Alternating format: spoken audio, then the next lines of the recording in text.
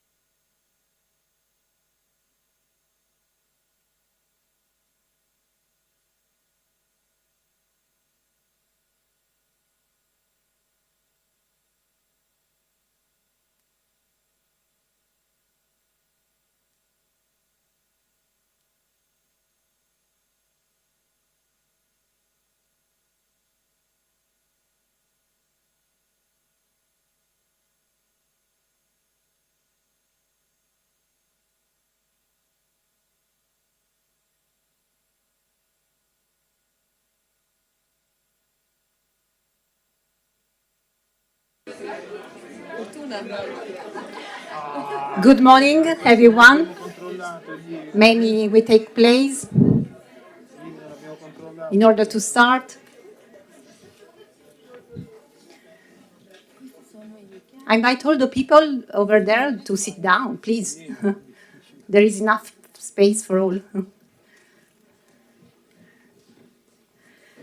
Okay, good morning, everyone, and welcome in Tirana for the press conference to launch the 43 funded project funded by European Union through the Interreg IPA South Adriatic program. This is a special occasion today because we celebrate cooperation.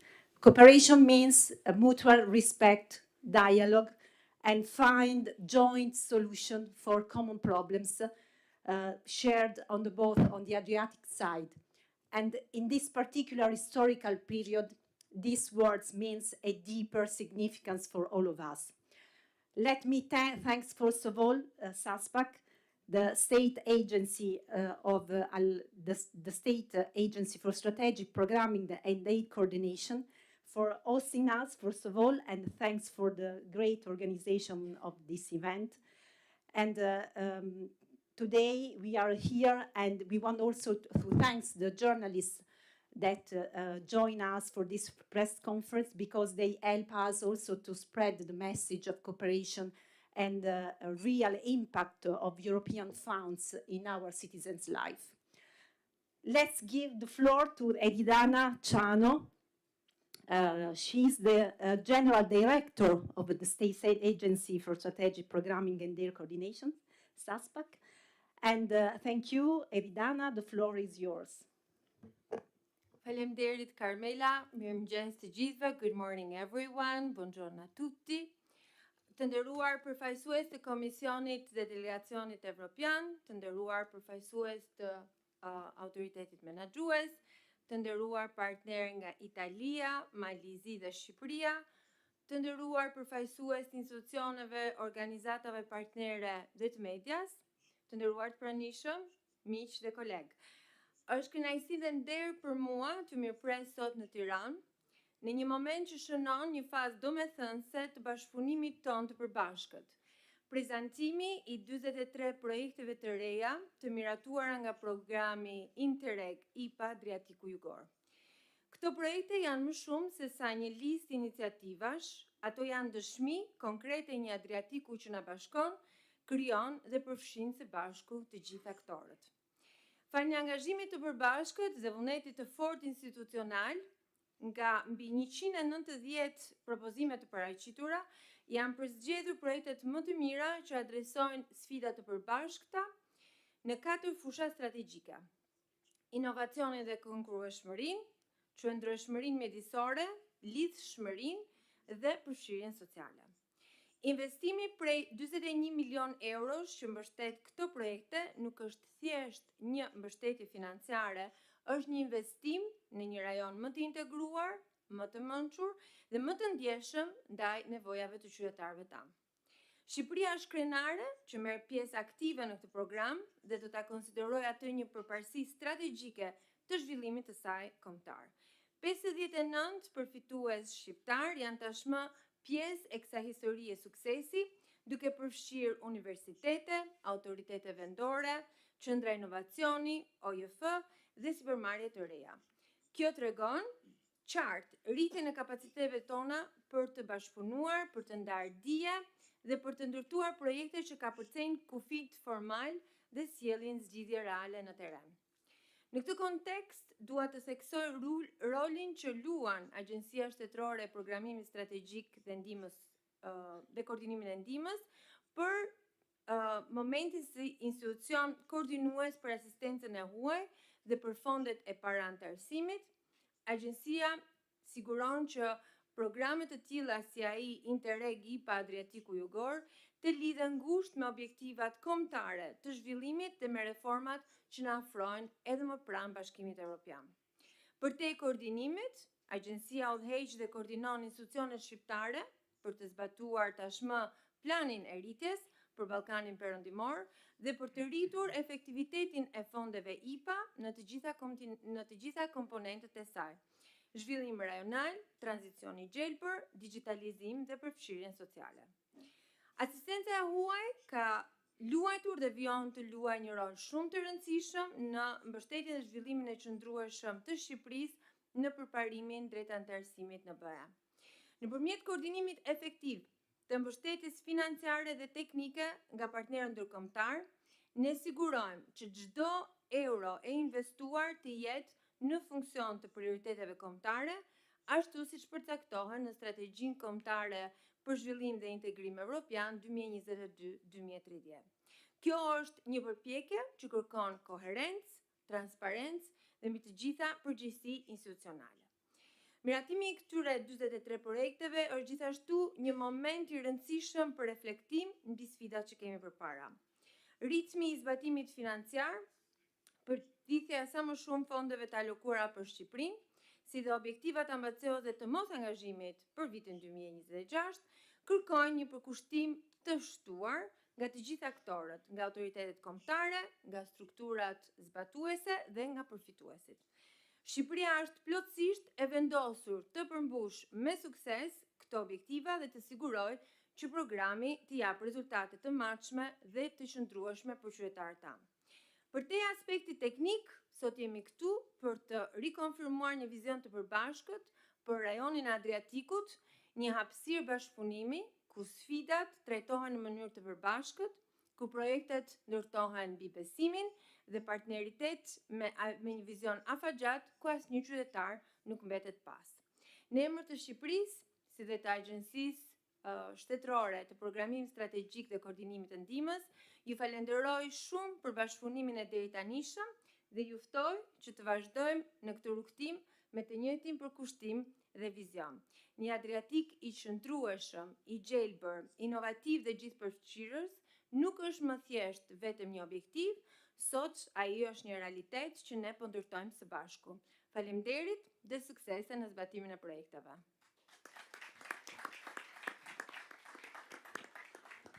Thank you very much, Eridana, for your speech, for your introduction. And let me add something. I try to summarize in the management of our social media 3 hashtags to storytell our program. Inspired by the sea, inspired by cooperation, and South Adriatic. And I think that this is our message in this moment to spread among our project. Let's turn to Claudio Polignano, head of the Managing Authority, in order to have an overview about the program. We are in this phase. We just funded 43 funded projects, but our history began many years ago, and Claudio will give an overview about our history.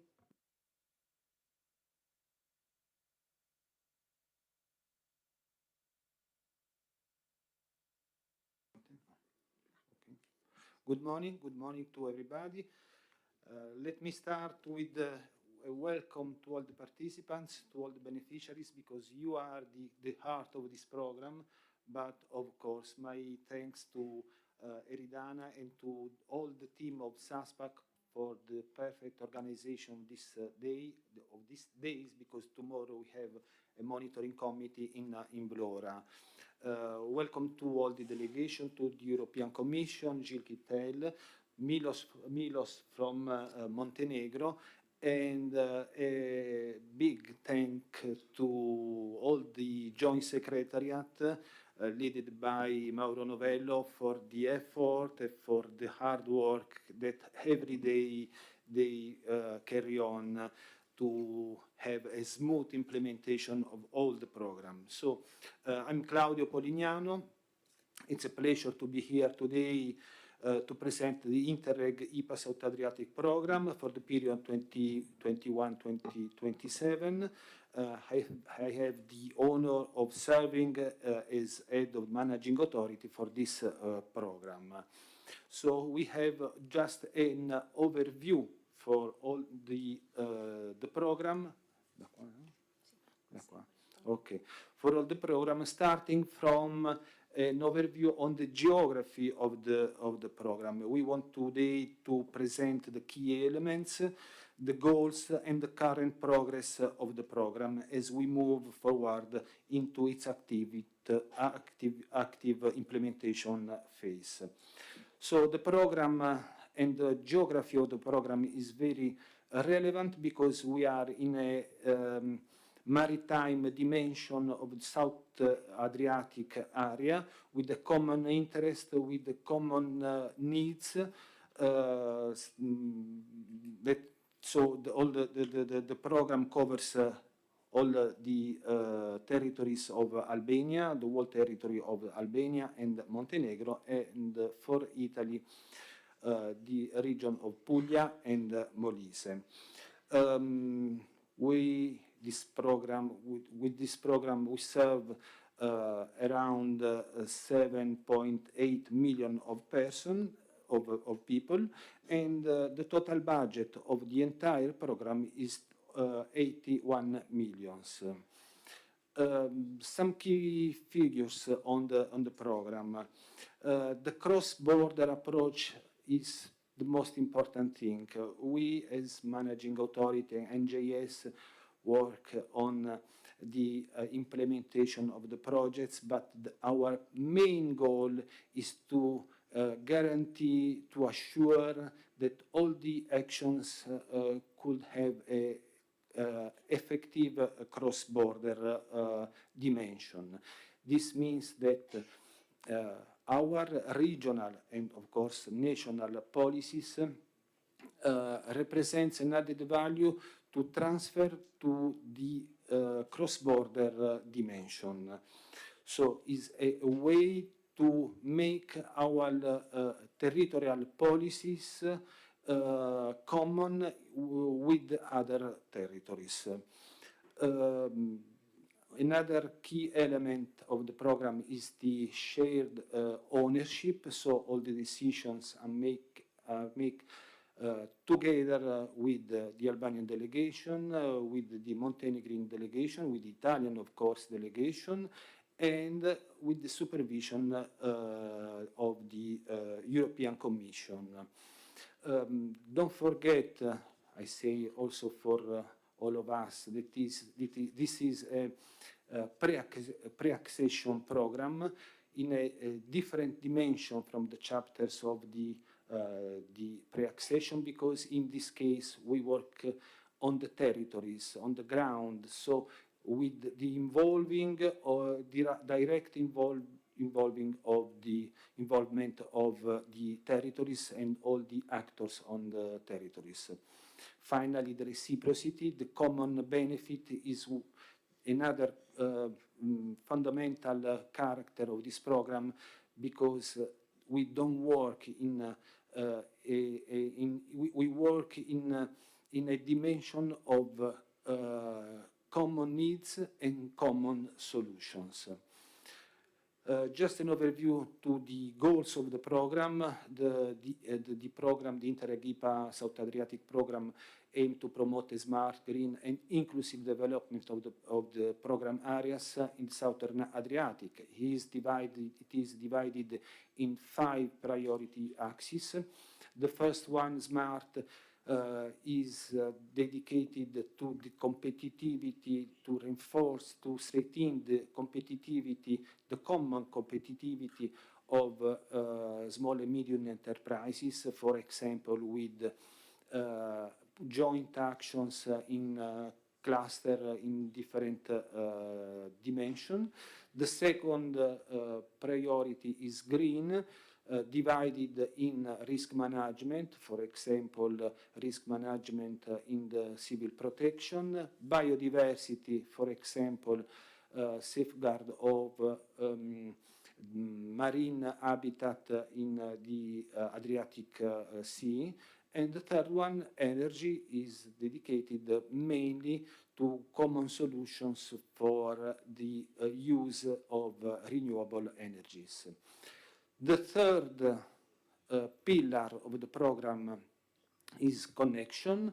In this case, we work both on the local dimension, like mobility, sustainability in the mobility in urban areas, for example, but also in a wider dimension like the implementation of the TEN-T corridors. The fourth priority axis is divided in skills, so the actions like training on capacity building and inclusive tourism. And finally, the fifth is governance, with actions aimed to reinforce, to strengthen the administrative capacity, the administrative efficiency, with a common solution, with common solutions between the three countries. Beneficiaries and actions, all the actions of the program mainly are small investments, pilot actions, innovative experimental applications, agreements, joint model, process, capacity building, and so on. While the beneficiaries are public authorities, public bodies like ministries, regions, municipalities, agencies, bodies governed by public law, and so on. But the third or the second type of beneficiaries is very, very relevant, because we aim always to involve also the civil society. What have we done until now?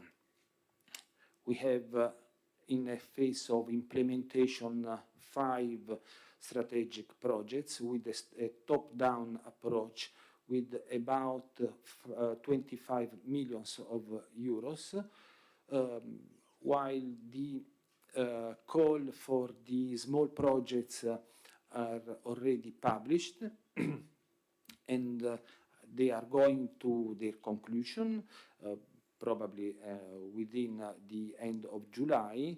Small projects means projects up to 200,000 euros each, and with the use of simplified cost options. Finally, today we are here to celebrate also the starting of the 43 start-up projects, and on this matter Carmela will give us more details in the next speech. Just an overview, a very, very quickly overview on operations of strategic importance. The first one on creativity and on the renovation of building or building for creativity aims. The project is led by the Ministry of Culture and Media on Montenegro, with, of course, a partnership in all the territories. The second one is resilience, led by the Civil Protection Agency in Albania, aims mainly to have common, to have a coordination among the civil protections in all the program area, mainly in the case of fire hazards. The third one is on connectivity, led by Puglia region, mainly focus on TEN-T corridors and sustainable mobility, with 6 million euros. The fourth one is SA Skills, led by University of Montenegro Institute of Marine Biology, mainly focus on skills and training in blue economy. And finally, the last one is governance, led by Puglia region, to strengthen the administrative capacity in all the public bodies in the territories. Finally, first call, as I said before, has already been published. We are going to the conclusion. The standard call, finally, last slide. We have until now carry on all the negotiation phase. So we are ready to start the implementation of the activities. Almost 200 projects were submitted with an initial financial allocation of 38 million now we are arrived with to more or less 41 million of euros. And so this is, I don't continue on this, on the startup projects because there will be an intervention dedicated to this. So I close my intervention. Thank you to everybody. If you have questions or would like more information, don't hesitate to contact us or the JS.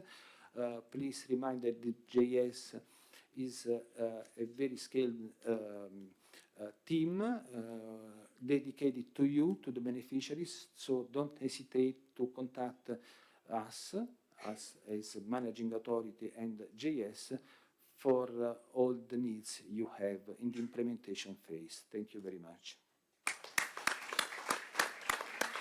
Thank you, Claudio Polignano, for your this very detailed overview. So we have in total 88 funded projects, 40 small scale plus 5 strategic, and then 43. So a great job to do. And as you know, the managing authority has a huge responsibility, as the responsibility for the implementation and to all the funded projects. So this is why it is important to underline not only the responsibility, the role, and the availability about our managing authority and the joint secretary to be here and to help you in the implementation.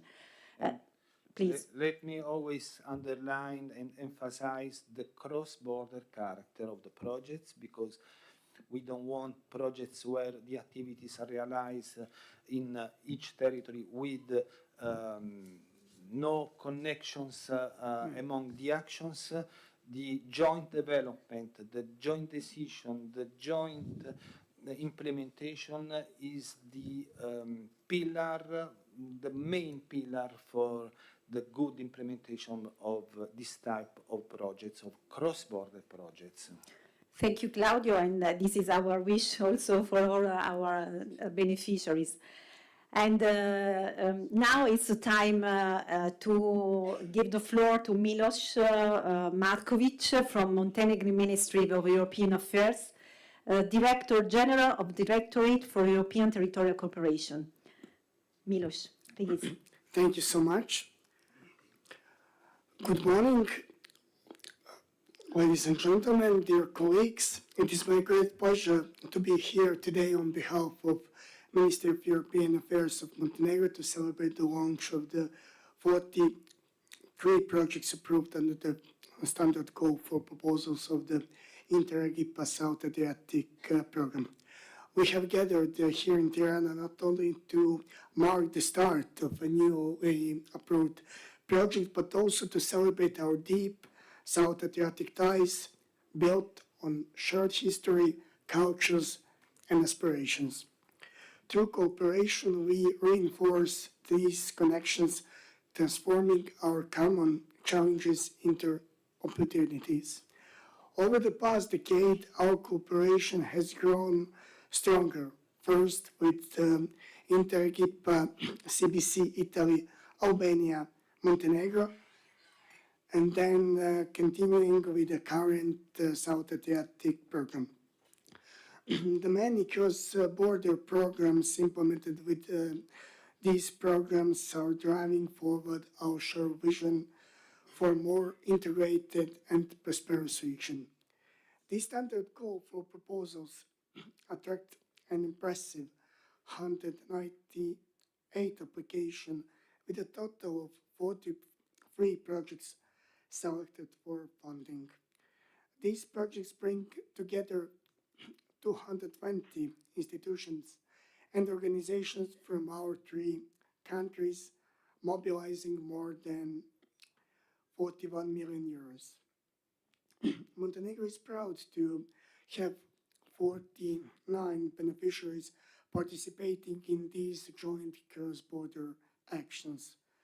With a combined budget of more than 11 million euros, their involvement will significantly contribute to creating a smarter, greener, more connected, and more social South Adriatic area.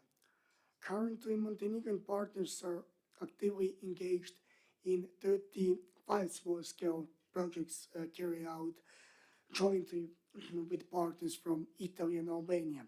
In addition, they are also participating in 5 strategic projects addressing key areas such as skills development, climate resilience, culture, creativity, connectivity, and governance in line with the program priorities.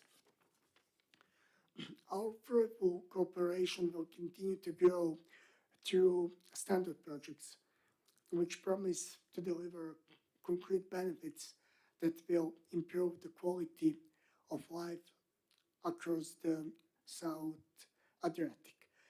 By working together, we can effectively tackle the shared social, economic, environmental challenges facing our region.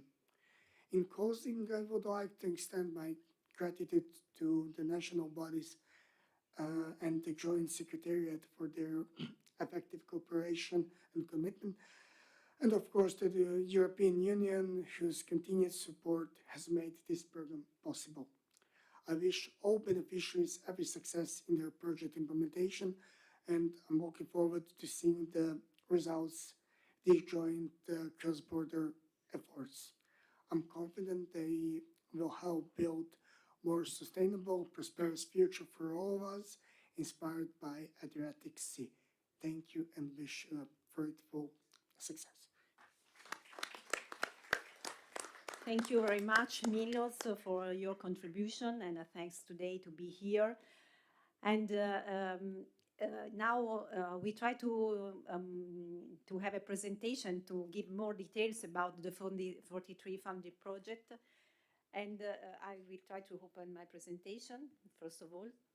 And it was not simple to summarize 43 new projects, because there are different topics, different solutions, and this is a general overview that I give you today. I would like to start, first of all, for congratulations to you, because you submit a proposal, and we selected this kind of proposal, but you replayed with an idea to a call. So congratulations to you and to the success of this project. We can start. We selected 43 funded projects, but let's give some numbers. We received 198 proposals.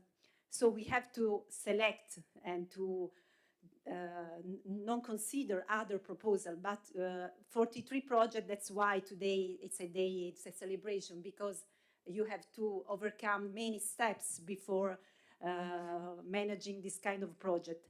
And this 43 project involves more than 220 partners coming from 3 countries, Italy, Puglia and Molise region, all the territory of Albania, and Montenegro.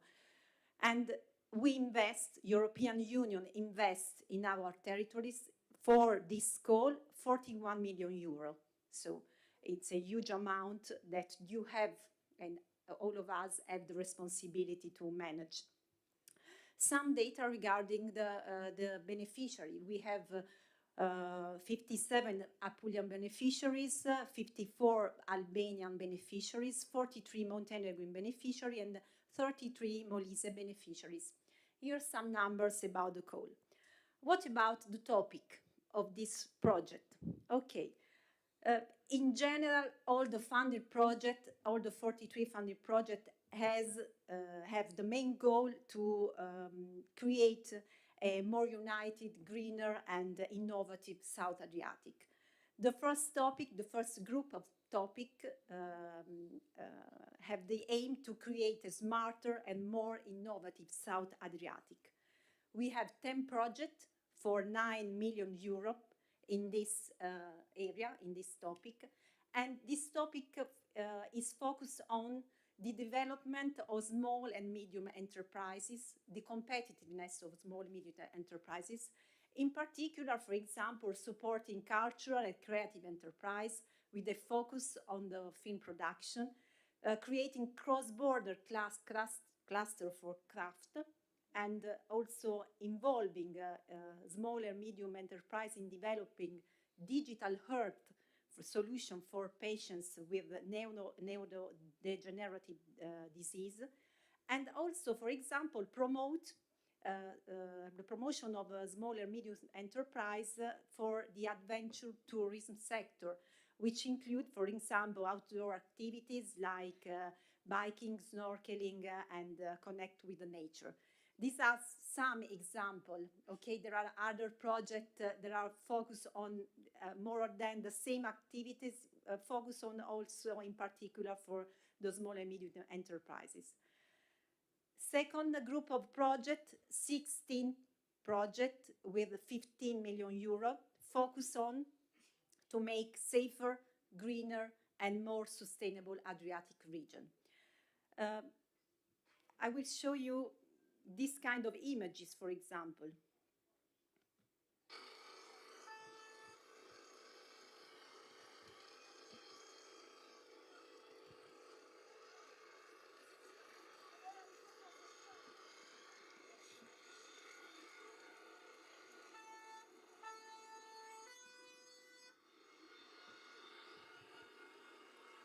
This is some images that we see every day and in the summer in our territories. That's why in this founded project, there will be a civil protection warning system will be developed by enhancing the common emerging platform. And other projects, for example, will test the use of drones and the artificial intelligence software for the prevention of the climate change risk, for example. And another important keyword is the biodiversity protection. So the safeguarding of protected species such as the little tern, the caretta turtle, and also the Mediterranean monk seal. And this is an important topic because we need to protect our area and the natural history of our area. Other projects, for example, will test innovative solution for the energy efficiency in public building, for example, or other project will test new technologies to apply in the small boat in order to reduce the carbon emission. Third part of the project, in a more connected Adriatic region, there will be 6 projects funded by 6 million euro with the final aim to enhancing the local and cross-border mobility and accessibility. And in this group of projects, we'll experimented, for example, smart mobility solutions for the rural areas, and the improvement in the access of the Trans-European Transport TNT through pilot action and soft measures. Other projects, for example, will be focused on mobility and connectivity by testing sustainable urban mobility like smart traffic lights, video surveillance, or safety in a small port. Last group of projects have the final aim to create an Adriatic region where no one is left behind, so social inclusion. And the main actors of this group of projects will be women, youth, needs, and people with disability. In particular, some projects will create, for example, entrepreneurship training for young people and women with the goal of developing green skills And other projects will test, for example, a short master's in robotics and 4.0 and additive manufacturing. It's the time also to projects that will enhance cultural accessibility, so eliminate physical, sensory, and cognitive barriers, and be a dedicated training session that involves theater and museum sector. And other projects will be focused on the interfaith dialogue and also inclusive sport tourism in order to increase the well-being of our area. In addition, also in this group of projects, for needs, other projects will develop the new skills in the food and wine sustainable tourism. So, as you know, there will be a lot of different topics, all of them with the final aim to improve the citizens' life of our territories and improve the life, not only in particular for also specific categories that has no chance in the other fields. My final wish to all of you that are here today is to celebrate the cooperation, because I think that as also you live in your daily work, because you manage many other projects, so you know how many effort you make in your work. And I wish you that in this new implementation, you will continue to cultivate the cooperation, because cooperation is like these plants today needs to cultivate every day. And if we cultivate cooperation, we can replay and we can work against the logic of war that we see in our life today. Thank you very much. We will continue.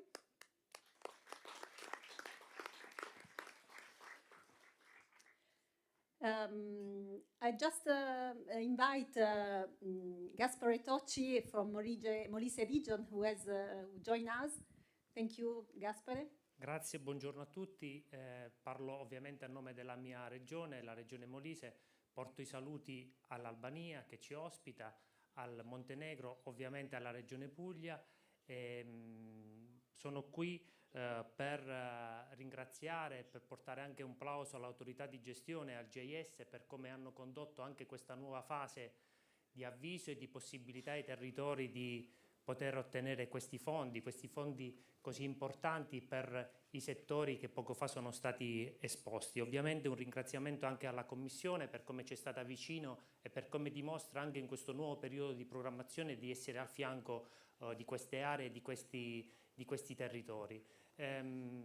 Davvero con grande valore vorrei ancora una volta affermare come la cooperazione e come l'amicizia fra i popoli e che noi dimostriamo anche in risposta a queste colle sia in questo momento storico un momento fondamentale per il dialogo, per la condivisione e soprattutto per la pace fra i territori. Grazie.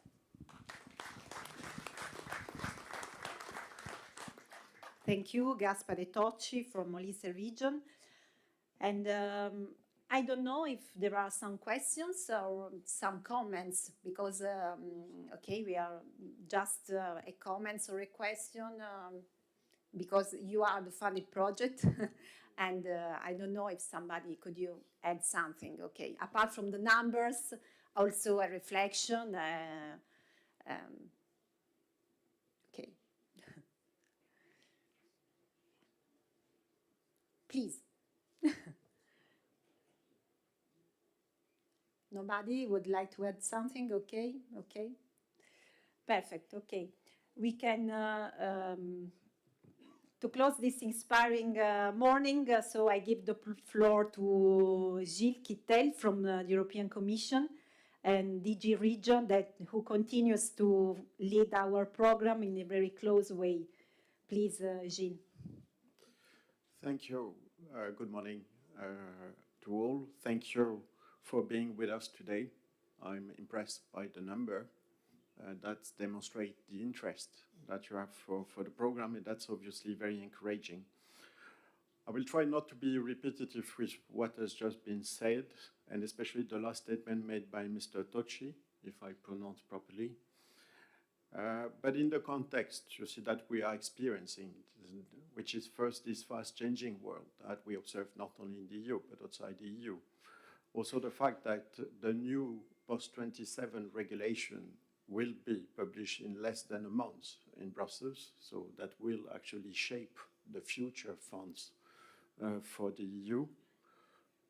There are a few points that I would like to highlight here in this moment with you, and to make you understand that your role is important even for such a decision, which are, in a way, you could consider they are far above you. They're decided in Brussels among the different governments of the member states, but still, your example is absolutely crucial, critical to determine the future of our EU policy. And in this context, there are 6 points that I would like to highlight today.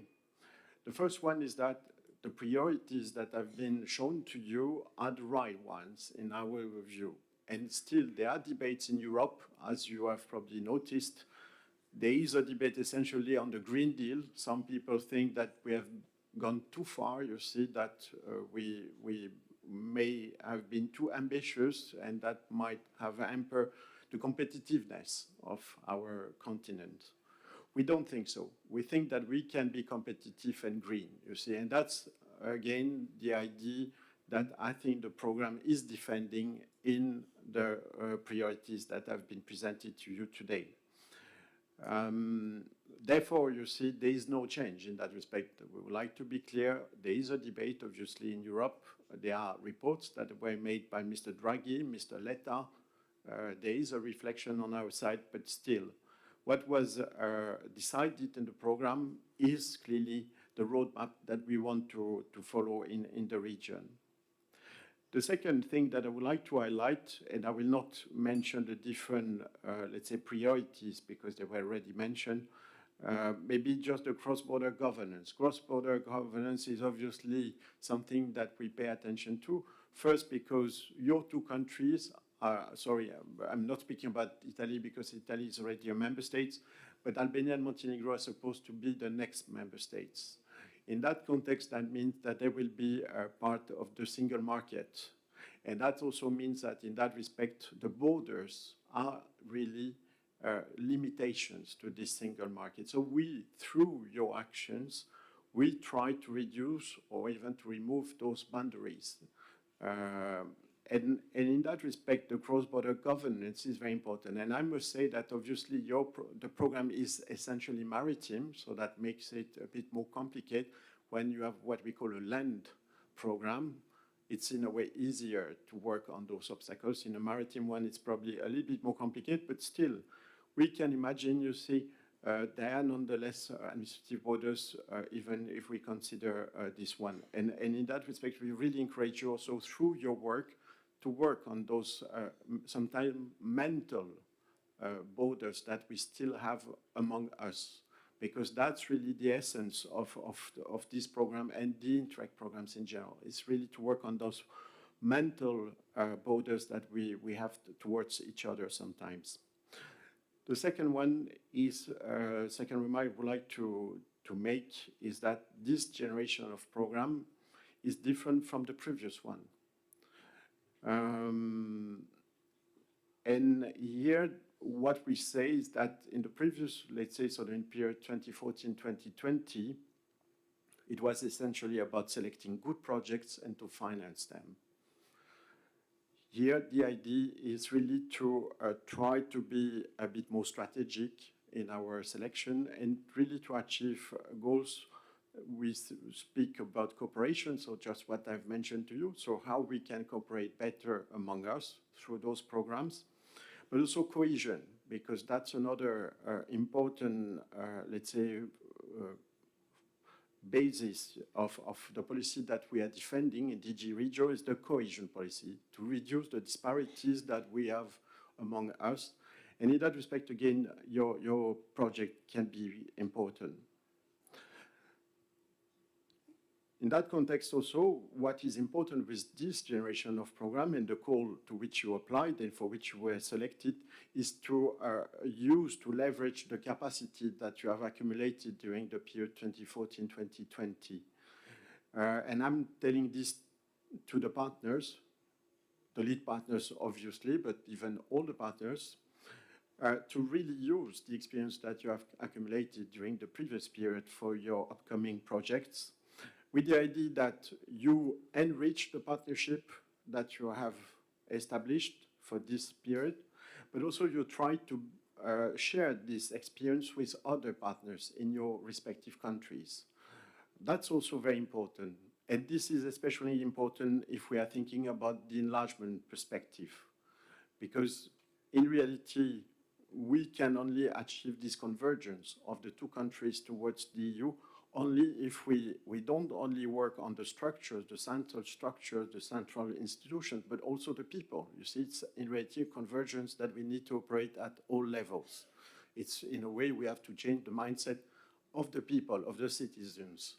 And what you observe in Poland, in the Baltic states, is really something that operated, is really a structural change of countries. So again, at your level, and obviously we understand that your budget is limited and therefore your impact is limited, but it's nonetheless extremely important for the, let's say, the success of this overall goal, which is the cohesion of our societies.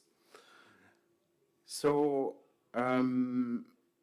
that's the second element. The third one is the capitalization. I'm sorry, this is maybe for you sounds a bit a tough word, capitalization. What we mean by that is that, as I say, you try to leverage the experience that you have gained in the previous period, but you also capitalize on that was mentioned, there are 5 strategic projects. It's also important that you cross-fertilize with the strategic projects.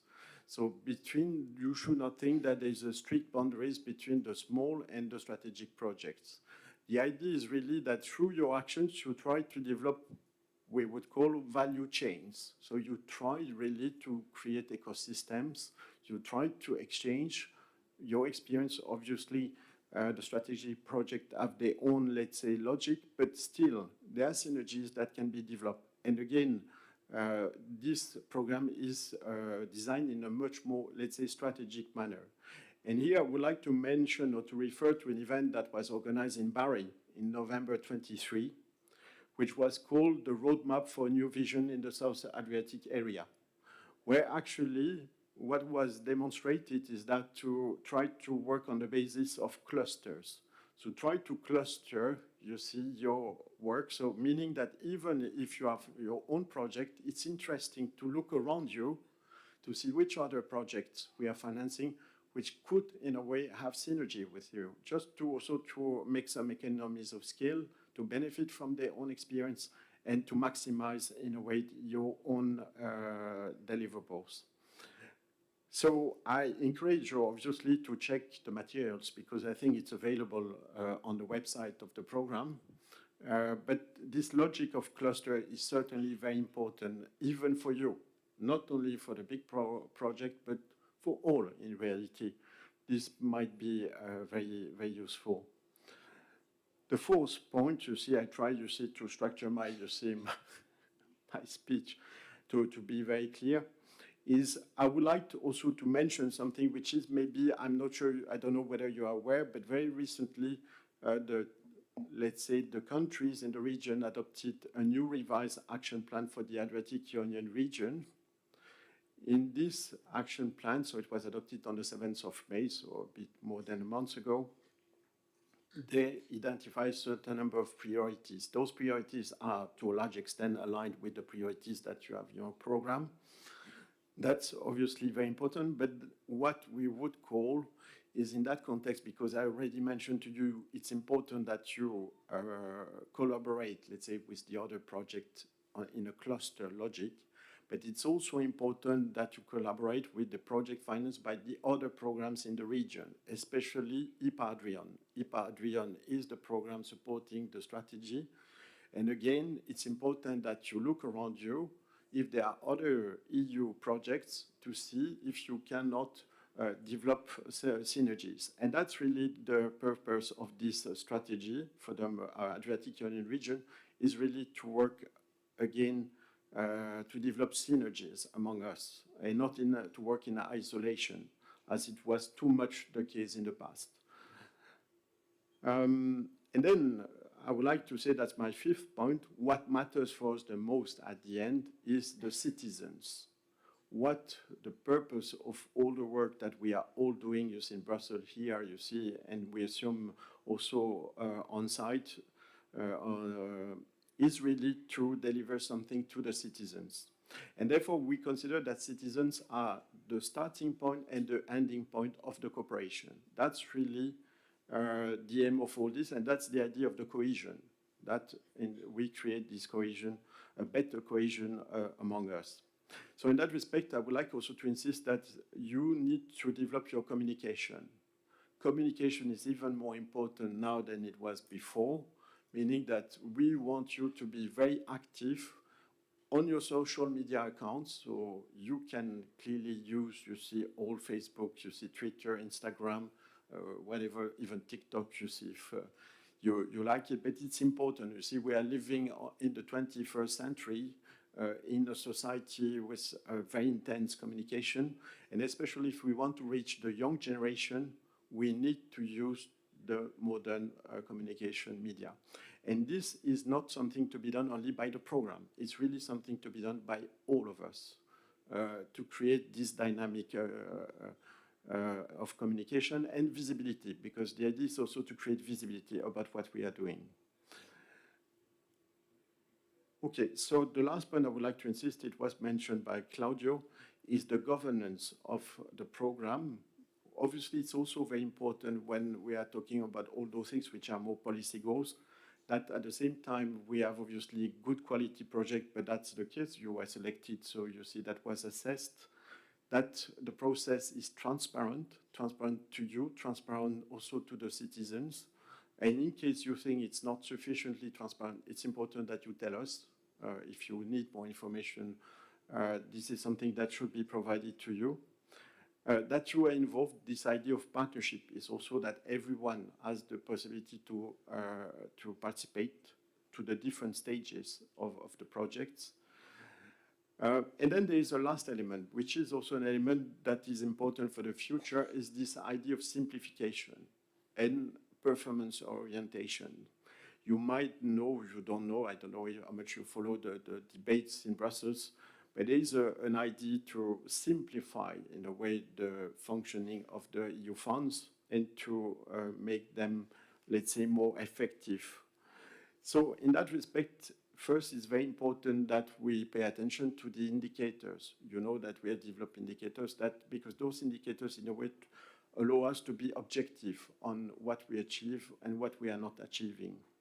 It's also important that we are perfectly aware that the duration of the project is not too long. We understand that if, for instance, the duration of the implementation or the duration between the moment you claim some money, the moment you are reimbursed is too long, this might exercise pressure on your cash flow. This is also not something that we want. And that's very important that in case this is happening, you mention it, because we need to think how to simplify that. It's also important that we simplify all the administrative, let's say, bottlenecks that you might face. I'm thinking, you see, for instance, about the VAT, for instance, about bank account. There might be other examples where maybe you are facing difficulties. Again, it's very important that this information is passed to the program and even to the Commission, because we want to simplify that. And therefore, you should also understand that the system that we have designed, in a way, is a collective system. It's not only our system. It's not a system that Brussels wants, in a way, to impose on you. It's a system that we all share, and it's also thanks to you that we can improve it. So, again, you see, you have a very specific role, because you are implementing, really, the program. You are the people who are experiencing this reality. And therefore, I would like to thank you first, again, and congratulate you, but also to insist that your role is extremely important for us. And I would like also, by the same time, thank as well the program, but the 3 partner countries as well, for their role, for their hard work, because it's not easy, it's not an easy process. And to thank specifically the Managing Authority and the Joint Secretariat. So thank you very much, and I wish you good luck. And obviously, we are happy to also to take any question now or later. We are always open, you see, to discussion with you. Thank you.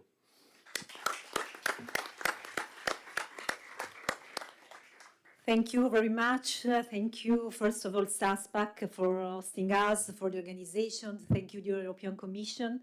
And I try to summarize with 3 key words: cohesion, simplification, and communication. So we try to make this point and to transfer this point also in the management of this funded project, new funded project.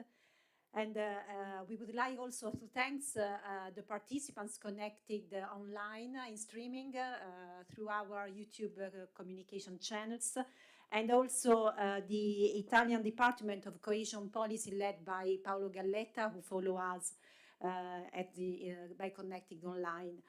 And now it's quite time to close, but we have one ceremony, Roll Honor Award ceremony. This means that we would like to hand out a symbolic certificate to wish you all the best and good luck for this new project.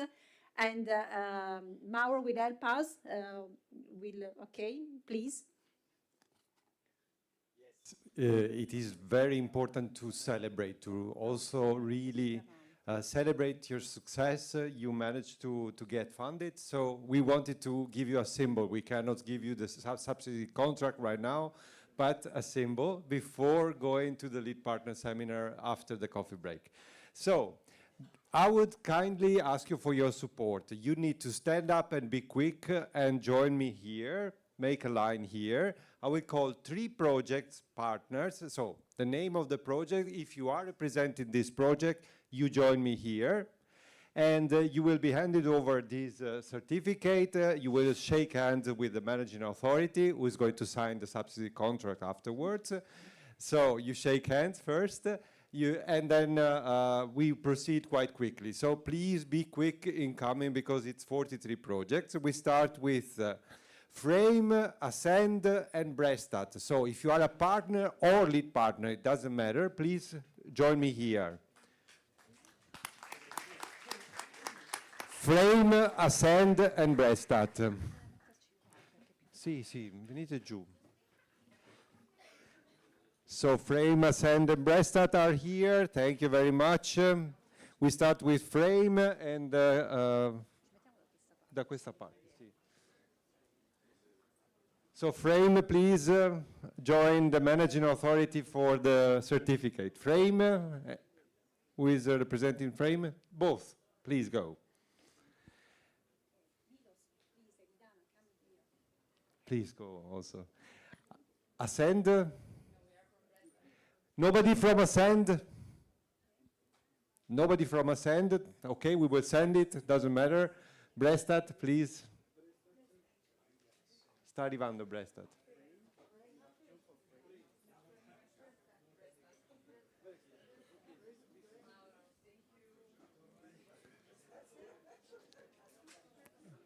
Can you give it to Ascend?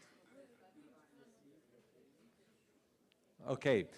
We have to be quicker, because 43 projects we will never manage in this way. So please, puoi dare il certificato Ascend? Questo non c'era. So the next one is Craboost, Amelia, and Artisan 4.0. Craboost, Amelia, Artisan 4.0. Please join us here. Don't be shy. So, yes, here. So, Craboost, the first, please.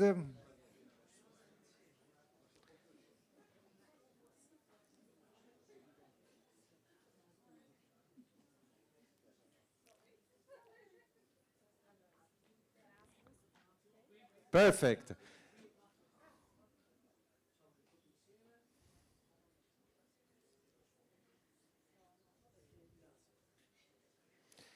Amelia and Artisan 4.0. You have already?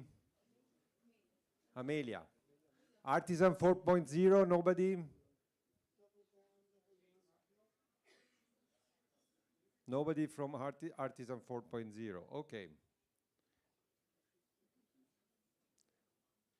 Quindi Artisan 4.0 non c'è. So we have Seeds, Heaven, and ITC Food and Dairy. Seeds, Heaven, ITC Food, and Dairy. Please join us. Dairy, yes, as well. So, Seeds.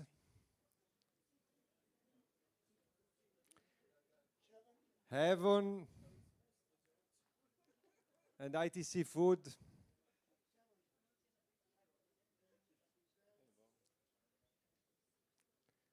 Perfect. Okay, the next is ITC Food. And Daring, anybody from Daring? No. Okay, ITC Food we have here.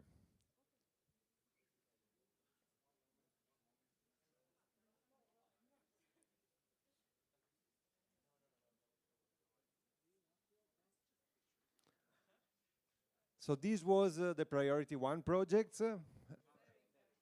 Daring. We have also Daring.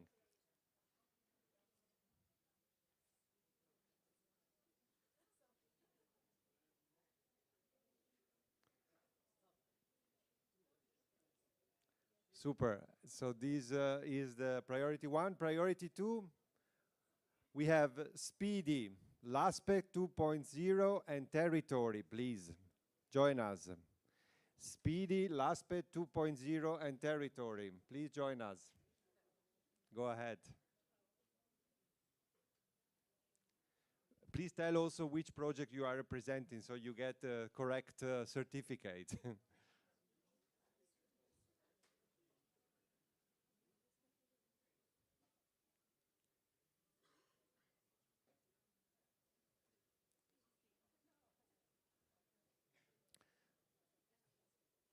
LASPE and 2.0 and Territory is here. Super.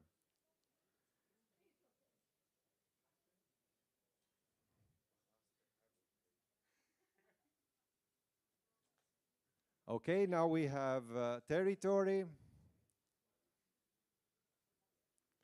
And the next three are Mika, Decarboats, and ArcheoSafe. Mika, Decarboats, ArcheoSafe. Please join us.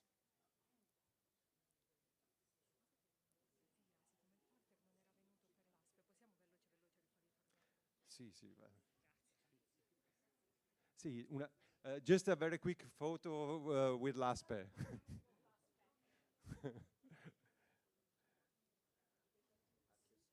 So Decarboats, yes. Decarboats, ArcheoSafe, and Mika. Super. So we start with Mika, please. Mika, go ahead. Mika, your turn.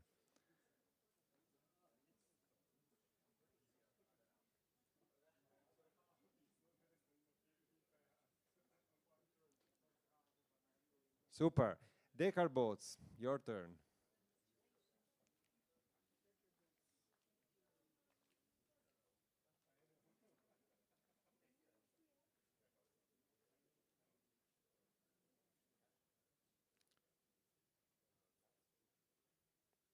Super. And ArcheoSafe.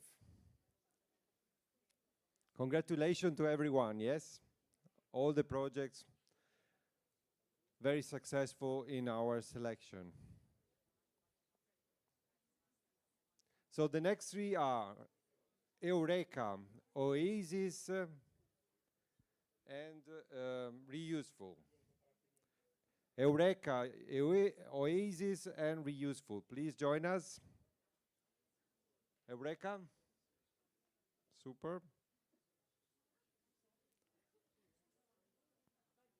To say per useful.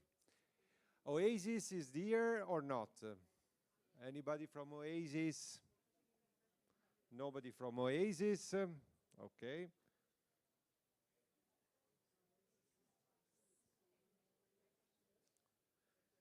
And we have reuseful. Oasis is missing.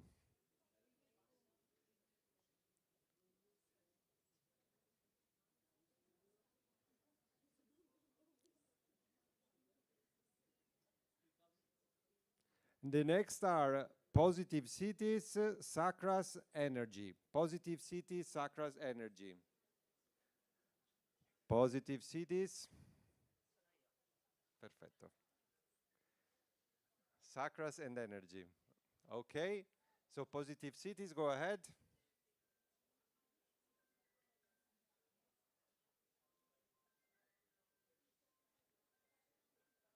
You are Sacras. Energy, anybody? Sacras.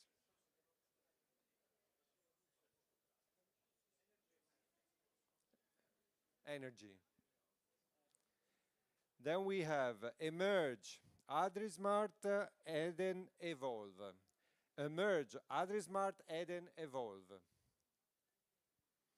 Emerge, go ahead. Thank you. Super, AdriSmart.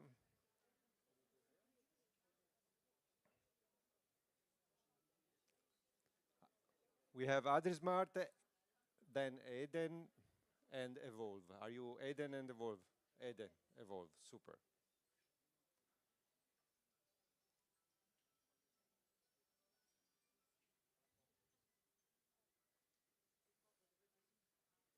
Okay, Eden, your turn.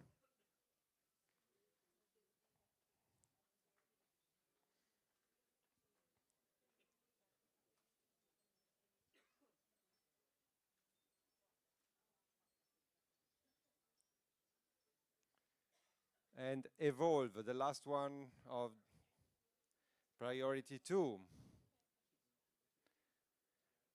So priority 3, cross move, secure ports, Sumo 2.0 shall be ready. Cross move, secure ports, Sumo 2.0.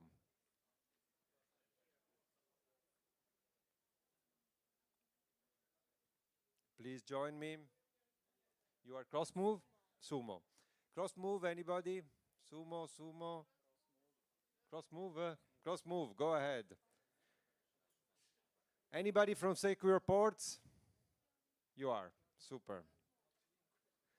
Cross move, anybody? Cross move, go ahead. It's your turn. Also cross move?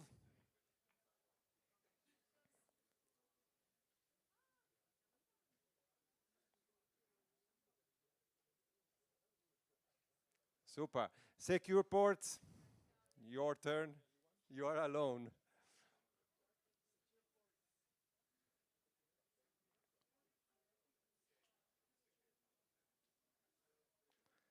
So secure ports, thank you. And Sumo 2.0.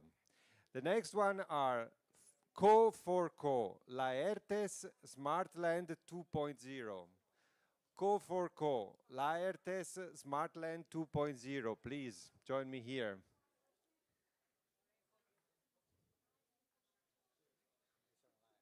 Laertes voi. Co for Co, Smartland. Co for Co, Smartland 2.0, please. You are Smartland. Okay, so we start with your Co for Co. Laertes. Co for Co. Go. Co for Co is your turn.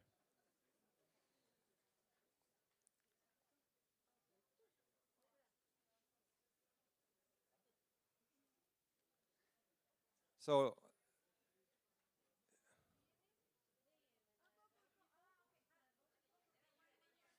a new photo for Co for Co.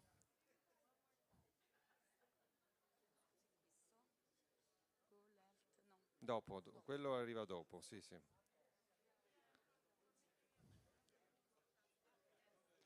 So Laertes, please. Laertes, your turn.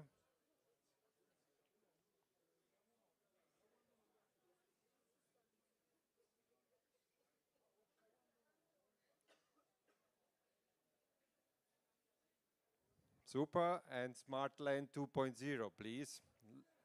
The last one on priority 3.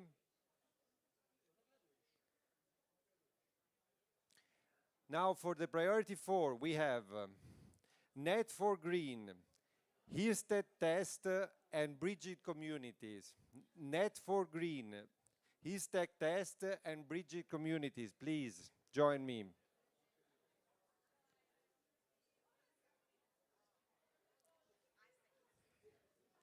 Hirstedt Test, Net for Green, anybody? Over there, yes. So Net for Green, please go ahead. This is your time. And Bridging Communities, anybody? Bridging Communities? Nobody? Sì, sì.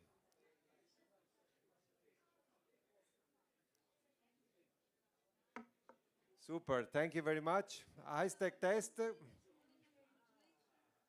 And now Religious Road, Special and Spice. Religious Road, Special and Spice, get ready.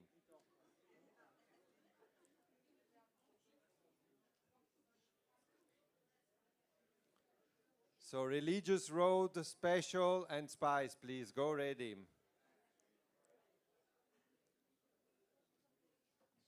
So Religious Road, please, your turn.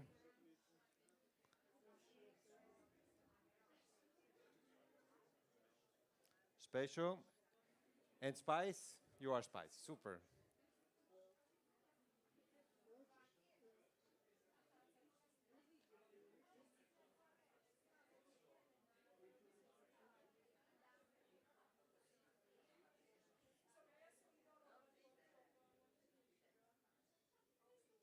Okay, special. Special, you are special.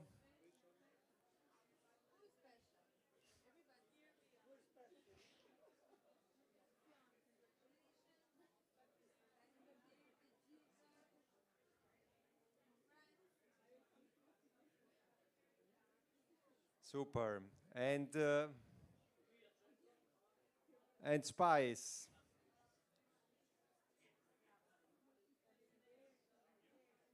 Spice. And the next ones are Food for Tourism, Tourist Fit, and AI Edu-C. You are Food for Tourism? So Food for Tourism, Tourist Fit, super.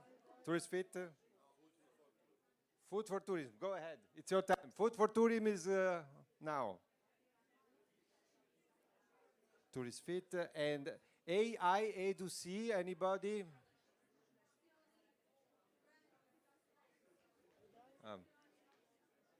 You are AI, super. So Tourist Fit, here, Tourist Fit.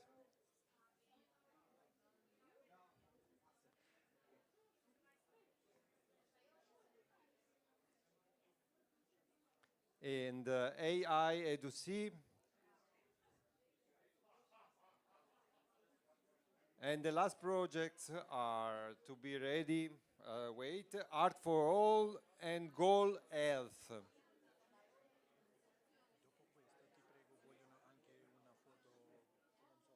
Va bene. Sì, sì, va bene, va bene.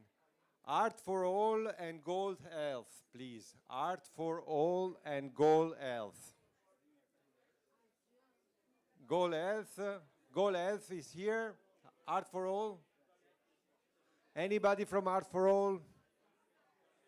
Art for All, nobody? Goal Health. Art for All. We have Art for All.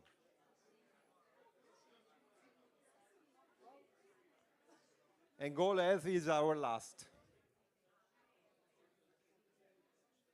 L'ultimo dell'asse. Sì, sì, sì. Okay, okay. So goal health, and then there is a last picture that somebody wants to take. Please go ahead.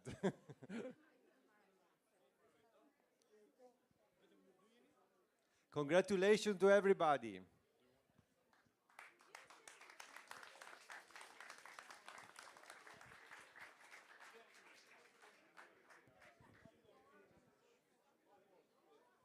So lead partner seminar will start at 12:15. 12:15 lead partner seminar. Coffee break is now, so you can help yourself.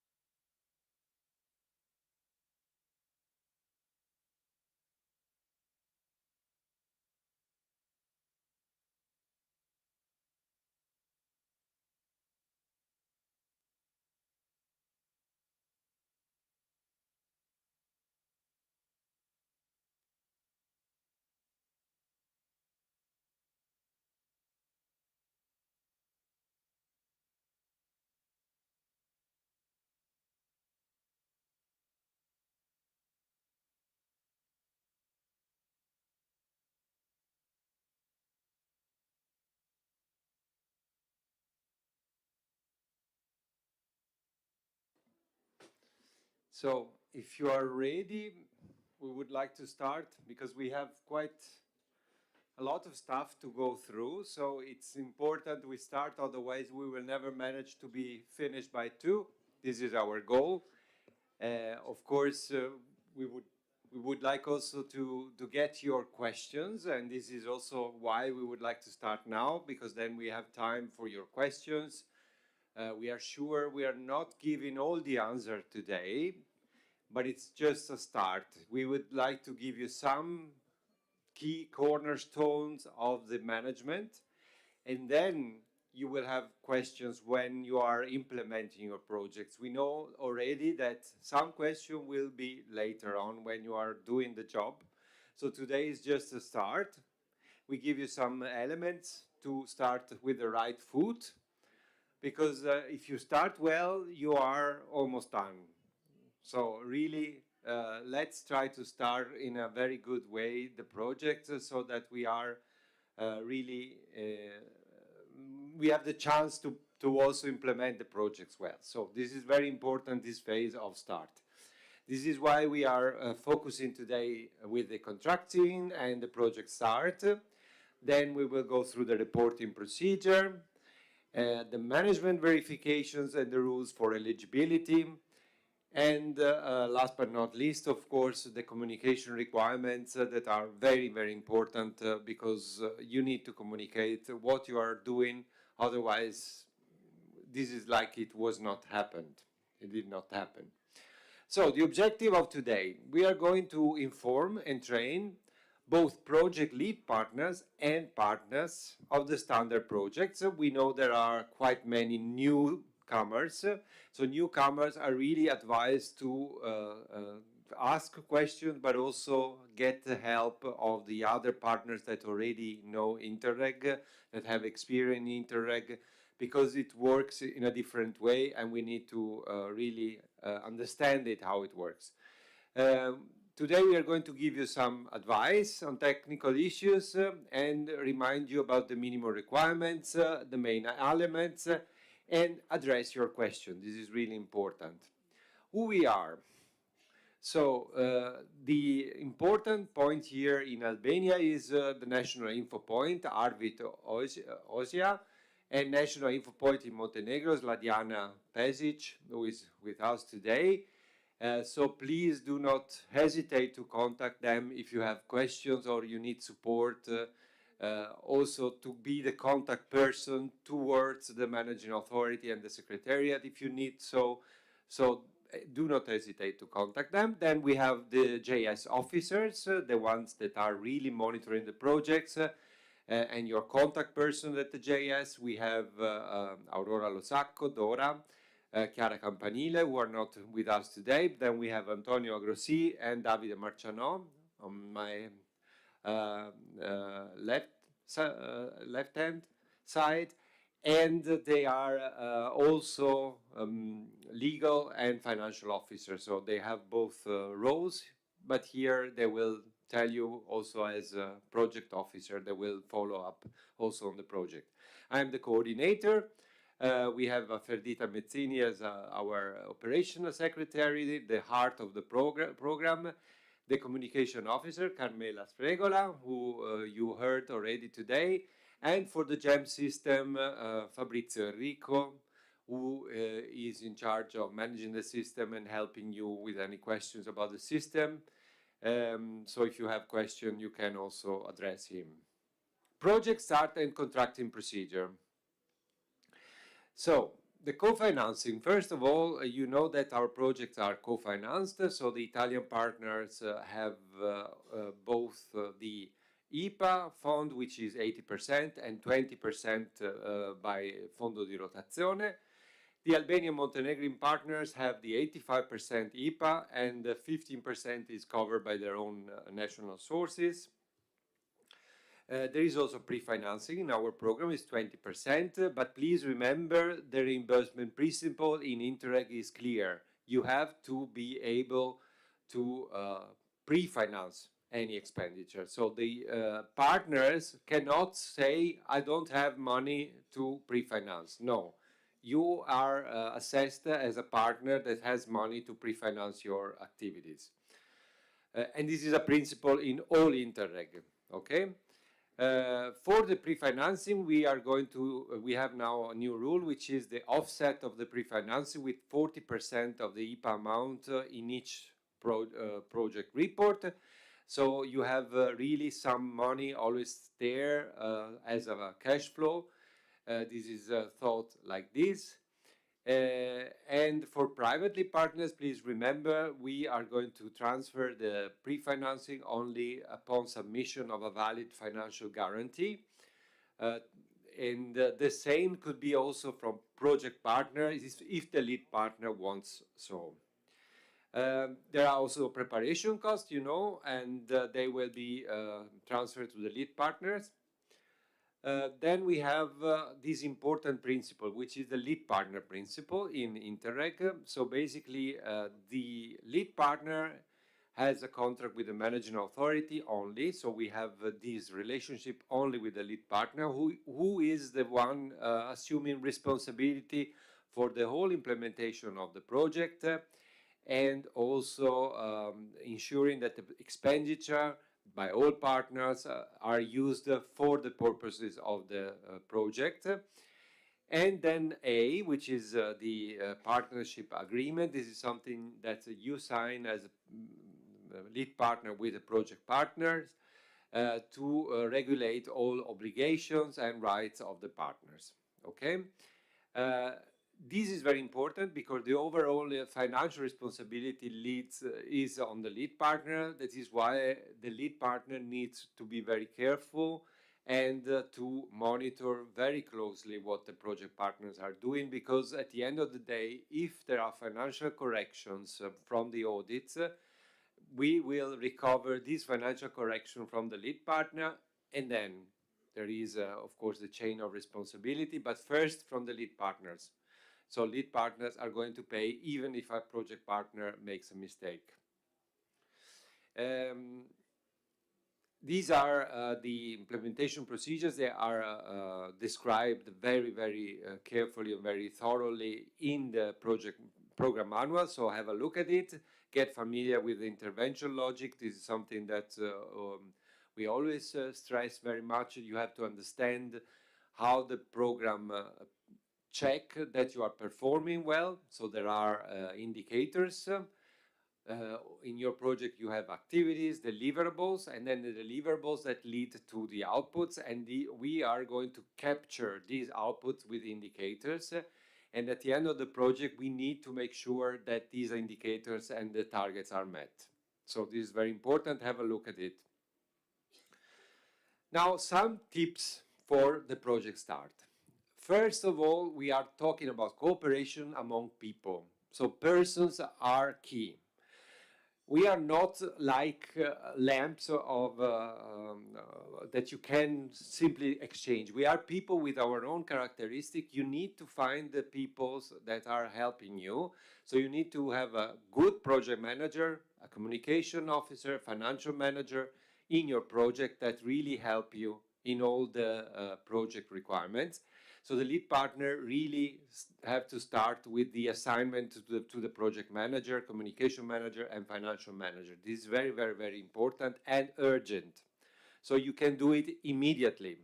I will come back to that, but basically the idea to start the 1st of July is also for you to have the people assigned that can start working on the projects, and in 6 months or more, you will be able to report on those expenditure of the people that are working for the project. That is why we insisted to have an early start on the 1st of July. So, first of all, get the project team together. Repeat as many times as needed.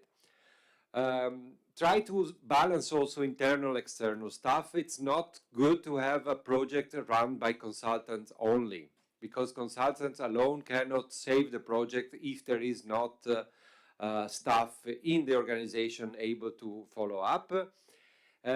You have to set up a project steering committee, meaning a group of people with their own rules that meet to follow up on the projects. So really get in touch with the other partners and try to establish this steering committee.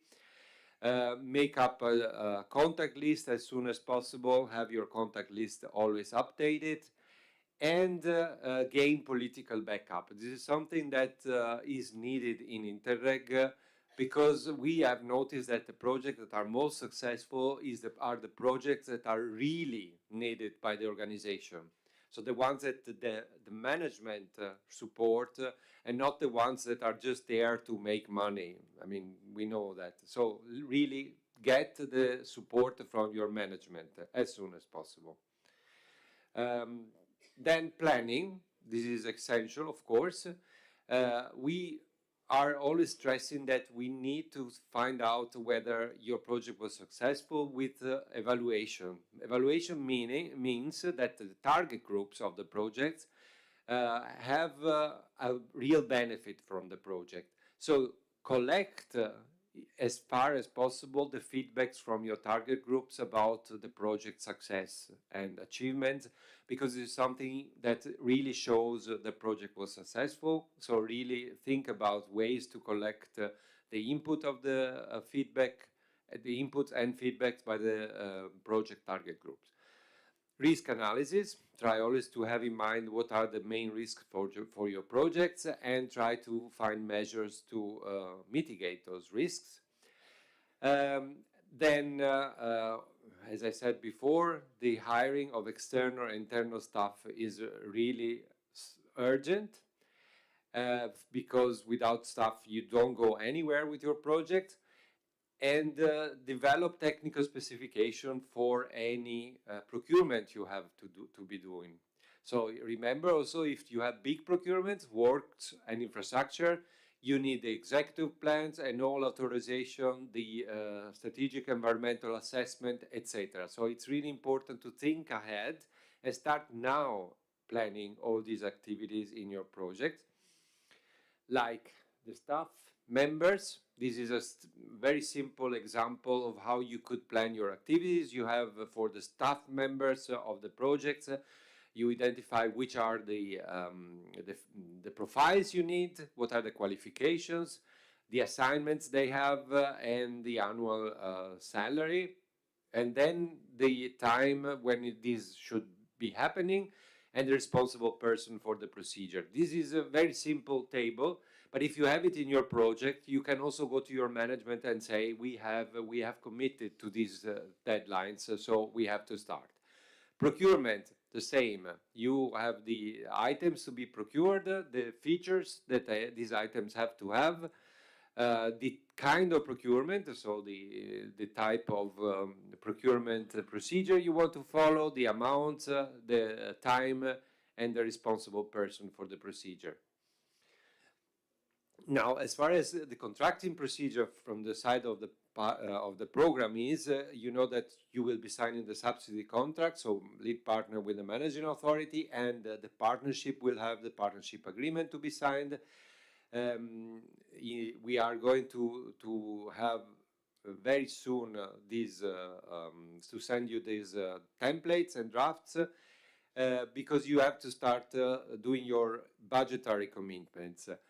Now, we know already that the public institution in Italy might need the decree of the managing authority committing the amounts, and in Albania and Montenegro, the public institution might need a subsidy contract signed to start the procurement. But in any case, we do not want to postpone the starting date of the project too long, because we want you to start working with your own internal staff, so you can also in 6 months or more report on the staff costs that you have. So be ready also with internal staff. For Italian partners, the Italian controllers needs to be assigned. There is a new procedure that is led by the managing authority, so please check it.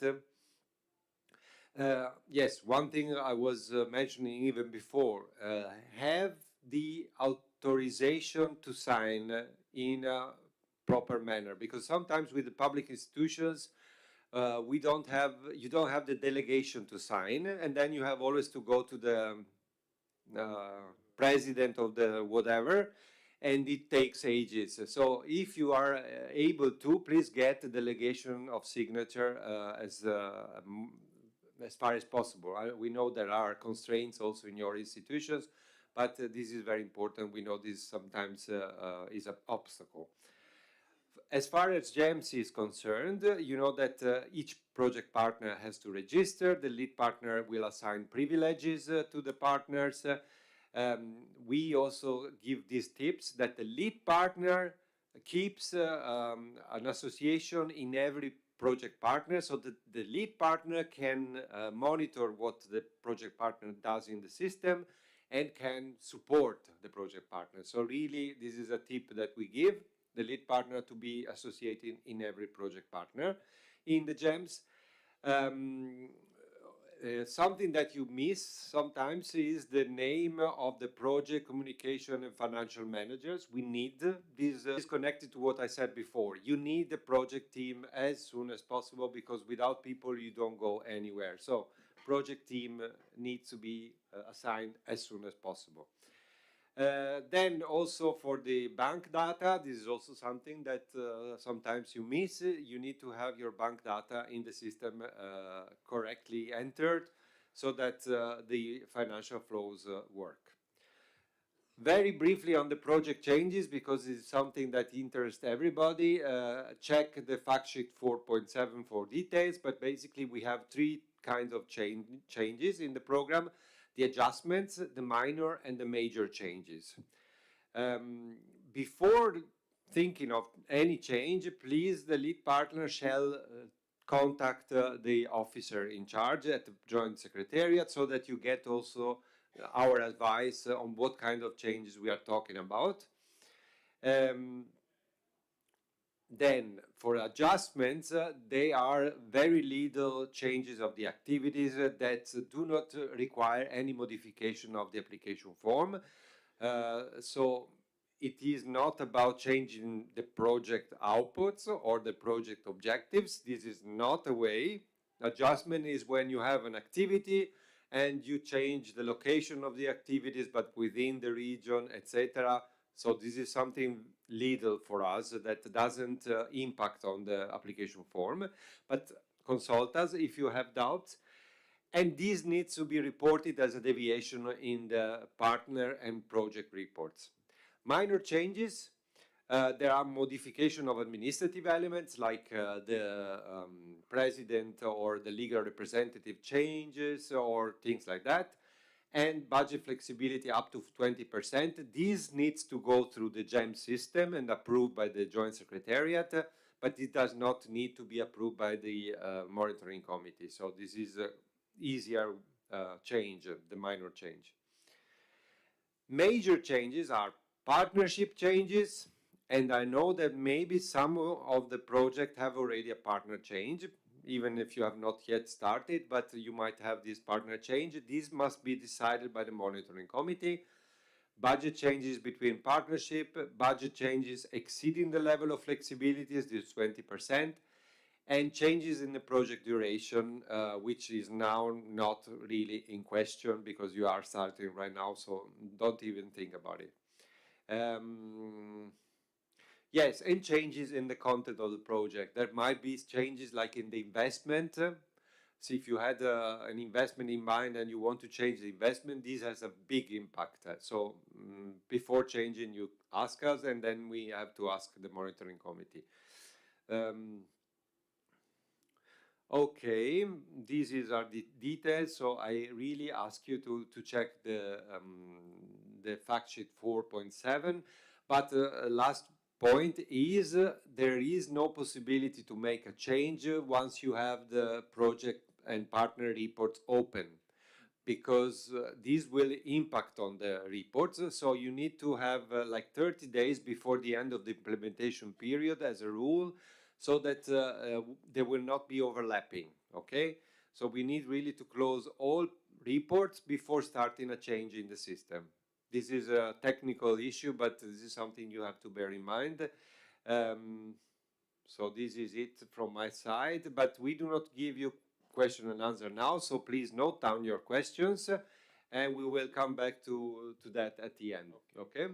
So, Davide, the floor is yours. Let's open the Yeah. reporting.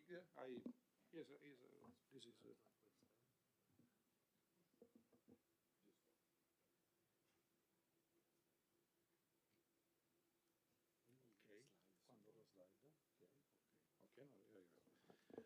Okay, thank you very much to be here. After the congratulation of the chiefs of the programs, it's time to introduce your commitment and responsibilities in implementation of your operation.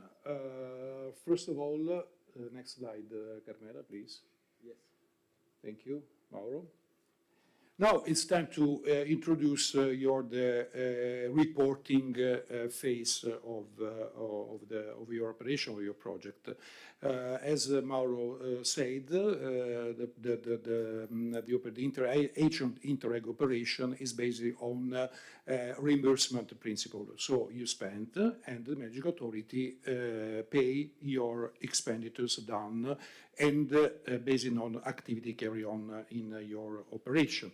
So the reporting flows show the process of reporting activity, in which way you have money for the activity you carried on.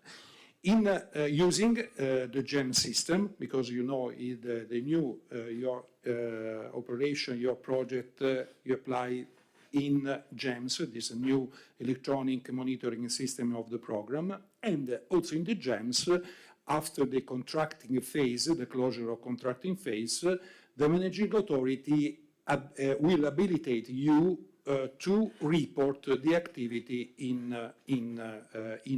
GEMS.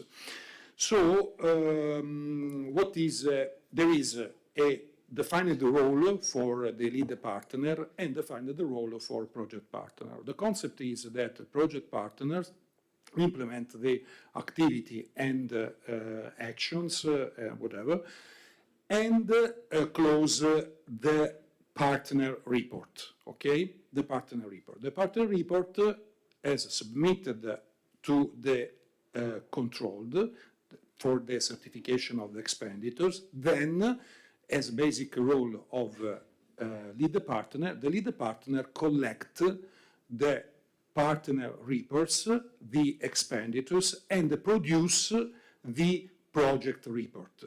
That is the main document that lead partner submit to the JS and the managing authority for the control and verifications, okay? After the submission of the LP to the JS and managing authority, the managing authority and the managing authority produce the certification of expenditure of each operation to European Commission for the payment application. Okay, then after the payment by the made by the European Commission, the managing authority paid the ELP, and the LP has the commitment to pay all the partners. Just to remind on the timing, okay,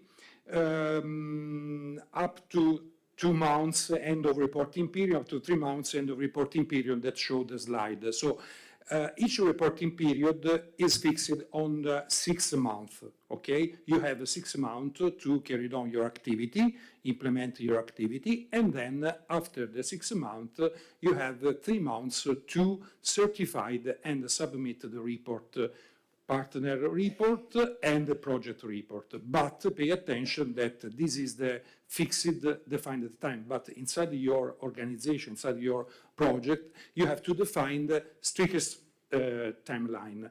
So is a strong suggestion for the LP. Please provide to follow the reporting activity of your partners, because we have to respect the timeline and the deadline of reporting period. So, some tips for reporting. The partner report is divided in different sections that shows you in GEMS. Because in GEMS you have at the top of the report in some section report identification. You had some content for the identification of the report, work plan progress, list of expenditures, contribution, report annexes, report export, financial overview, and submit with the final push on submit and send to the LP your partner report. The system is set with no restriction for partner report, but provide, as shown in the next slide, to produce only report with expenditure. So avoid to produce partner with zero expenditures, but it's possible in the case of, for example, particular activities carried on during this phase. After the reporting flow, there is the payment flow. As I said before, EC pays the IPA quota because you know that you receive the money only for IPA quota of your expenditure. European Commission pays the ME based on the each payment application. The managing authority pay the IPA quota to the LP. And in this flow, the managing authority has by regulation 80 days to pay the lead partner. Lead partner pay after receiving receiving the payment to the managing authority as the commitment to distribute the fund to the partners. For Italian beneficiaries, for Italian partners, the co-financing rate is provided by the Italian government based on fondo di rotazione. This is ruled only after the closure of, upon request, after the closure of the operation. Next slide, please. Okay, some rule for updating the annexes, because I know GEMS is new for you and for us, so please be aware that there are some differences for old beneficiaries that use EMS, the previous electronic system, but there are some also in layout of the system, there are some differences. But there is a section of contracting. The managing authority had a subsidy contract, and all the official documents related to the contracting, for example, the managing authority decree of grant, the granting document, and LP is authorized to upload in this section the partnership agreement, okay? Contract and agreement section by the side of the contract, by the side of the project. In the side of the project, in the section of the project, the JS will upload, for example, authorization, formal authorization, relevant formal communication by the managing authority, all the decree of installment of the IPA reimbursement to the LP, and for example the LP financing request, because you LP you have the possibility to have a pre-financing quota before to start the activity. So there is a shared folder section, okay? In this shared folder section, as a general rule, JS may upload and cancel everything relevant for a project monitoring or other, for example, minutes of meeting or anyway. But if LP want to upload some document in this section, remember that it's not possible to delete once uploaded in this section. There is also a modification section of application form. As Mauro said, it's normal that during the implementation something change. I don't know, activity, budget shift, and etc. So there is a section deputy for the annexes for modification the application form. The process is in the fact sheet in the manual, program manual. There is a request, open the application form by the side of JS, DLP modify, and then DJS close the procedure. Main gaps that could happen during the reporting phase. At partner level, the time of reporting. So please respect internal defined deadline. The deadline is not the project report deadline, because I say that the time is 3 months, but if you want to submit and the LP has the responsibility to check, because LP is the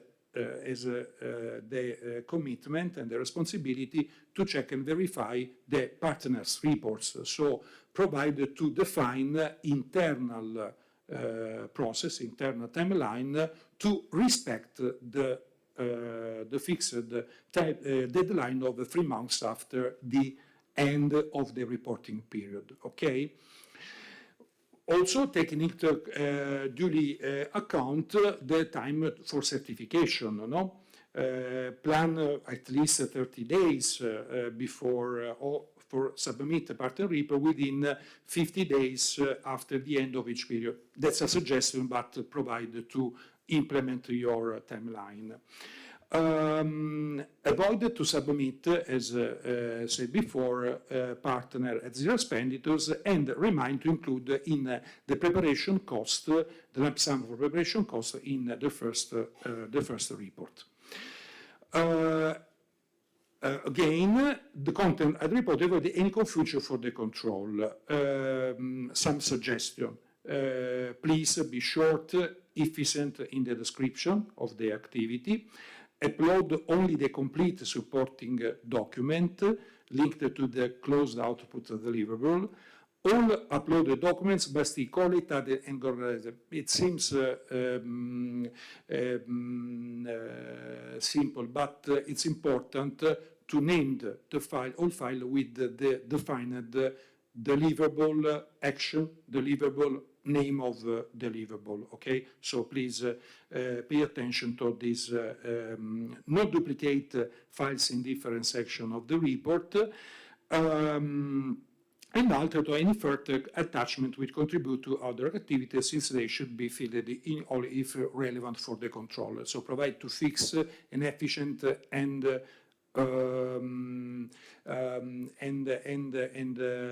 efficient communication between you as a partner and your controlled.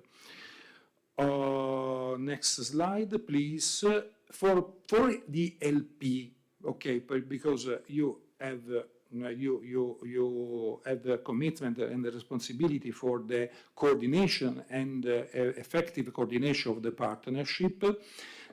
Submit the partner the project report every 6 months, and you as LP have to produce not only the project report, because the project report is the cumulative report that JS and managing authority checks, but also you have to produce your partner report for the activities of the LP. Don't forget to summarize in the project report, summarize project activities carried out and to be used for communication purpose, because pay attention for communication. Add information on cross-border added value and capitalization achievements. You know that also European Commission stress the importance of communication and capitalization activity. And in any project report include only certified expenditures, okay? That's all by my side, because the last slide is to remember the system logic of this flow of reporting by the side of the managing authority to European Commission, by the side of DLP to the program, so JS and managing authority, and by the side of partners reports to control. So if you have any question or doubt, please provide to sign them, and at the final we have there will be room to explain something. Okay, thank you. So thank you, Davide. And now there is a part which is very important, and usually most of the questions are related to financial issues. So Antonio has the task to summarize in just 15 minutes something that could take a whole day to explain, because these are very complex issues. So Antonio, the floor is yours for this very difficult task. Yes, I will.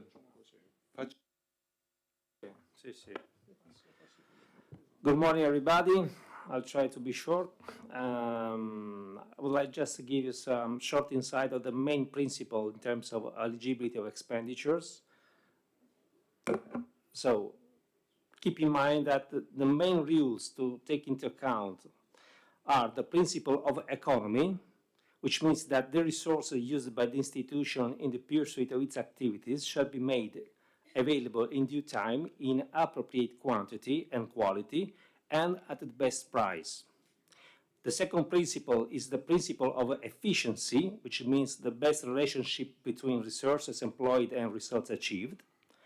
And the third principle is the principle of effectiveness, which means the attainment of the specific objective set and the achievement of the expected results. Then another important principle is that all the expenditure must be necessary for the activities, which means they are included in the application form, so they are strictly related with the project activities, and must be reasonable. Reasonable means it's a fair value accordingly to the related market, the national market. They must be actually incurred and paid in the eligible period. The eligible period at the project level, which means in the period between the start date and the end date of the implementation period, and at the program level, which means by the 31st of December 2029. And they must be incurred in the program area and must be entitled to the project partner. So no expenditure entitled to other subject will be recognized as eligible. Please. So another methodology to take into account in our program is the typology of reimbursement of the expenditures. We have two ways to reimburse your expenditures. The first way is according to the real cost, which means reimbursement of eligible costs actually incurred and paid. The second methodology is the simplified cost options. We have in our program several simplified cost options methodologies. We have lump sums, as you already know, connected to preparation cost and closure cost. We have also the flat rates, different flat rates.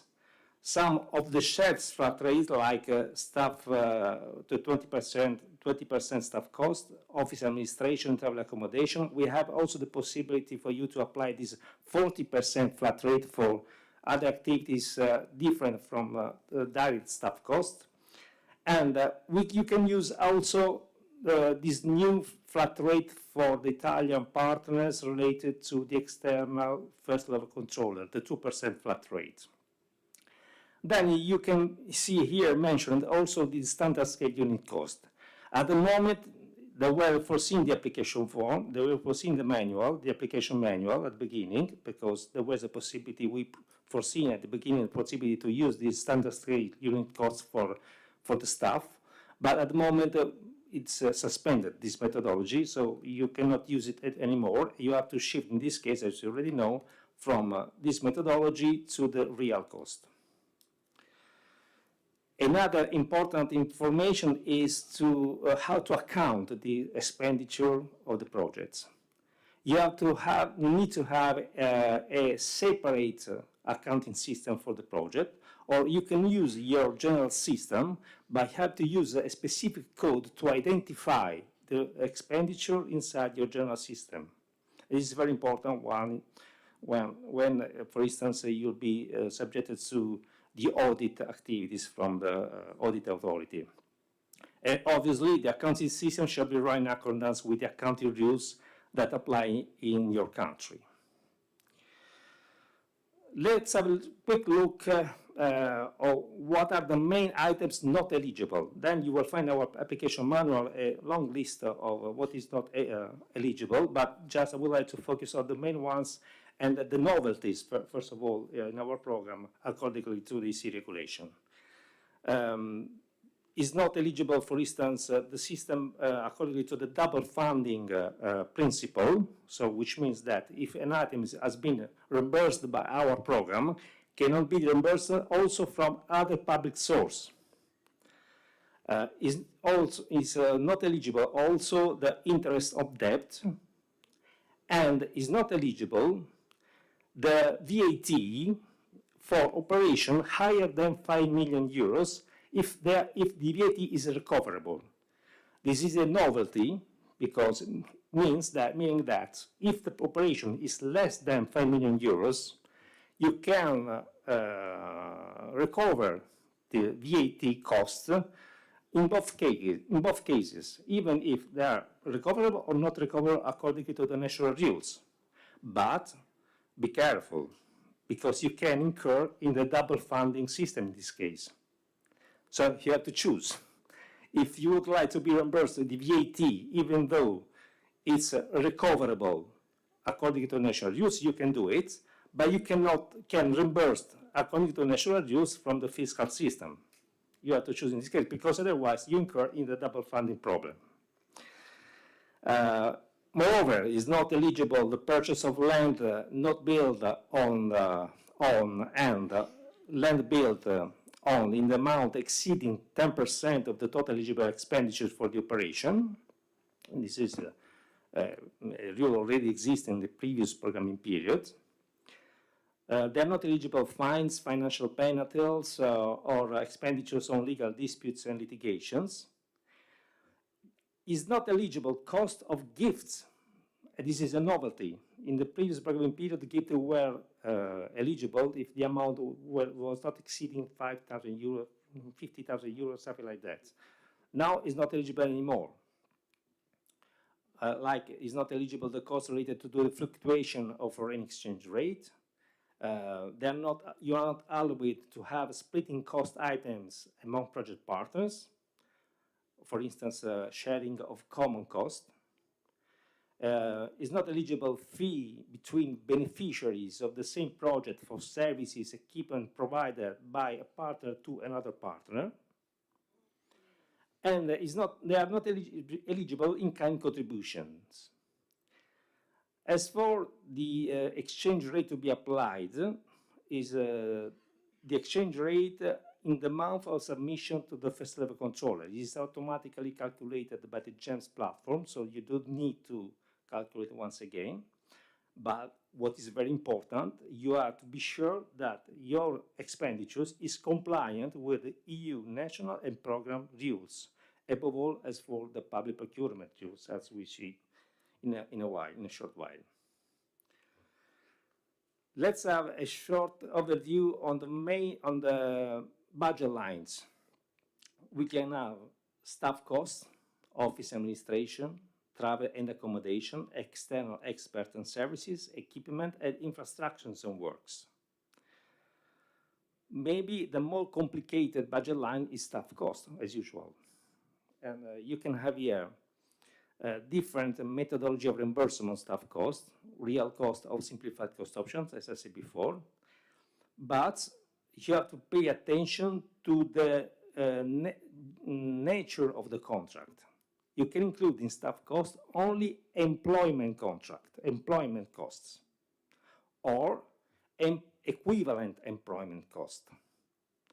No contract for external expert, for instance, will be here allowed to be included.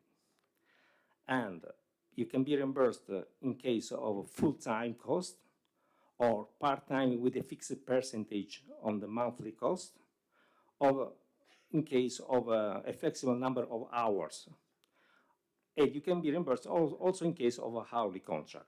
Let's have a look how to calculate correctly the hourly rate. This is a very important topic because most of the findings, most of the errors detected by the audit authority in the previous programming period were focused on this problem of the hourly rate, how to calculate correctly the hourly rate. You can calculate in two ways the hourly rate, on the annual basis or in the monthly basis, but the monthly basis only if there are some conditions. Let's have a look on it.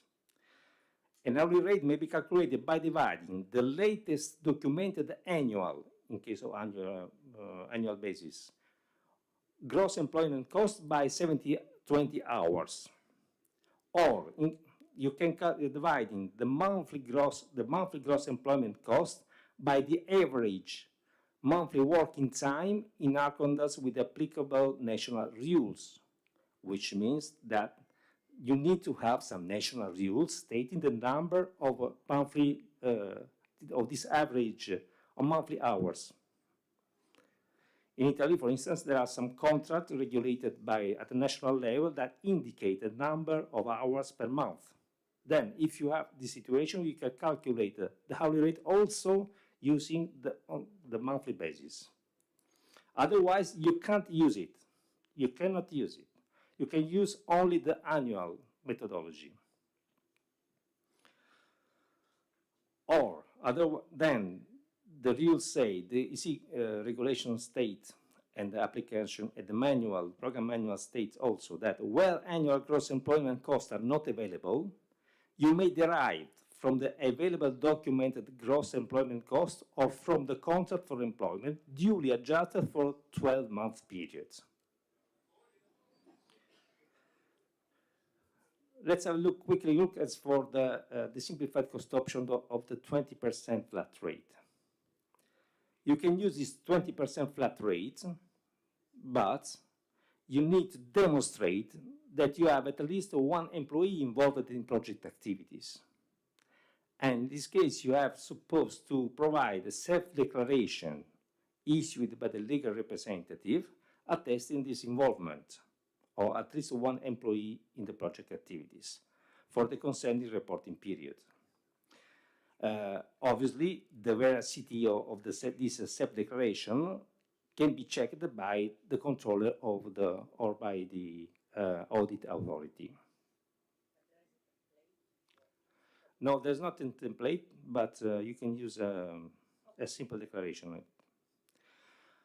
This is a wide picture of on the audit trail you are supposed to respect accordingly to the different options you have you can use in our program to be reimbursed as for the staff cost.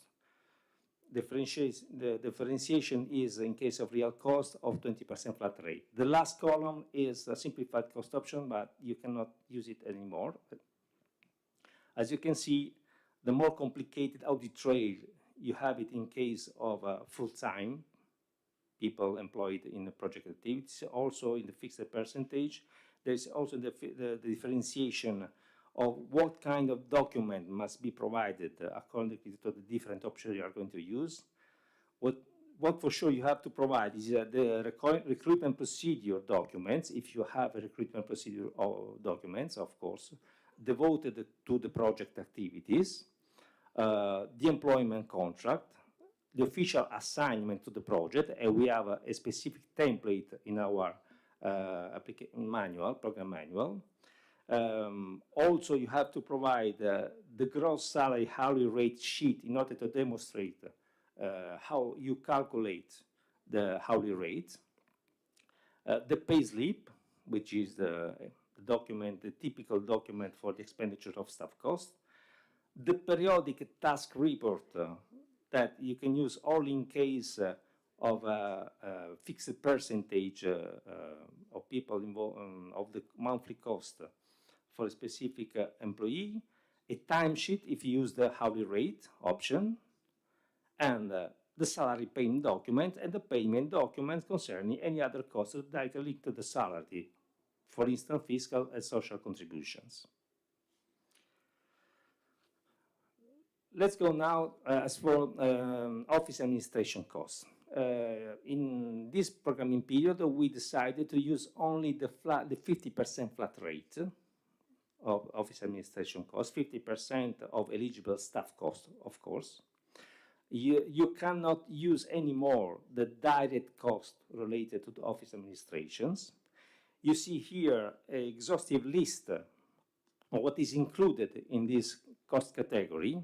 It is important to know this exhaustive list because you cannot double use the same items to be reported in another budget line like external expert, for instance, because in this case you can incur in this double funding. Let's make an example. Postal services. Postal services is typical voice of office administration. It's already covered by this 50% flat rate. You can use it, a postal service contract, to report it in external expert, for instance. As for the travel accommodation, there is a novelty in this programming period. Even in this case, we adopted this off-the-shelf flat rate indicated by the EC regulation. So you are allowed to be reimbursed the travel accommodation cost through this 15% of the eligible direct staff cost flat rate. There is an exception. The exception is in case you use the 40% flat rate covering all the activities, all the costs other than direct staff costs. In this case, the 40% include already travel accommodation costs. Typical travel accommodation costs are the travel cost, the meal costs, the accommodation cost, the visa cost, and the daily allowance. It is important to highlight that here you can report only the travel cost of the employee involved, of the staff cost involved in project activities, not travel costs from the external expert. So travel cost of the external expert must be reported in the external expert budget line. External expert budget line, here we are. So all the specific expertise services needed for projects, could be studies, could be training, could be translations, IT systems, not overlapping the IT system already mentioned in office administration, of course, communication activities, promotion activities, and so on. Whatever you need for the project activities, but whatever is already included in application form, mentioned in the application form in terms of activities. Obviously, also in this case, if you use the 40% flat rate, you cannot, use the real cost, the reimbursement for the external expert because they are already covered by this 40% flat rate.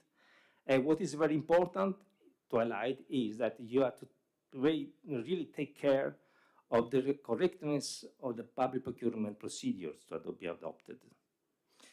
Because most of the findings we have found in the previous programming period were related to some mistakes related to the public procurement for external experts.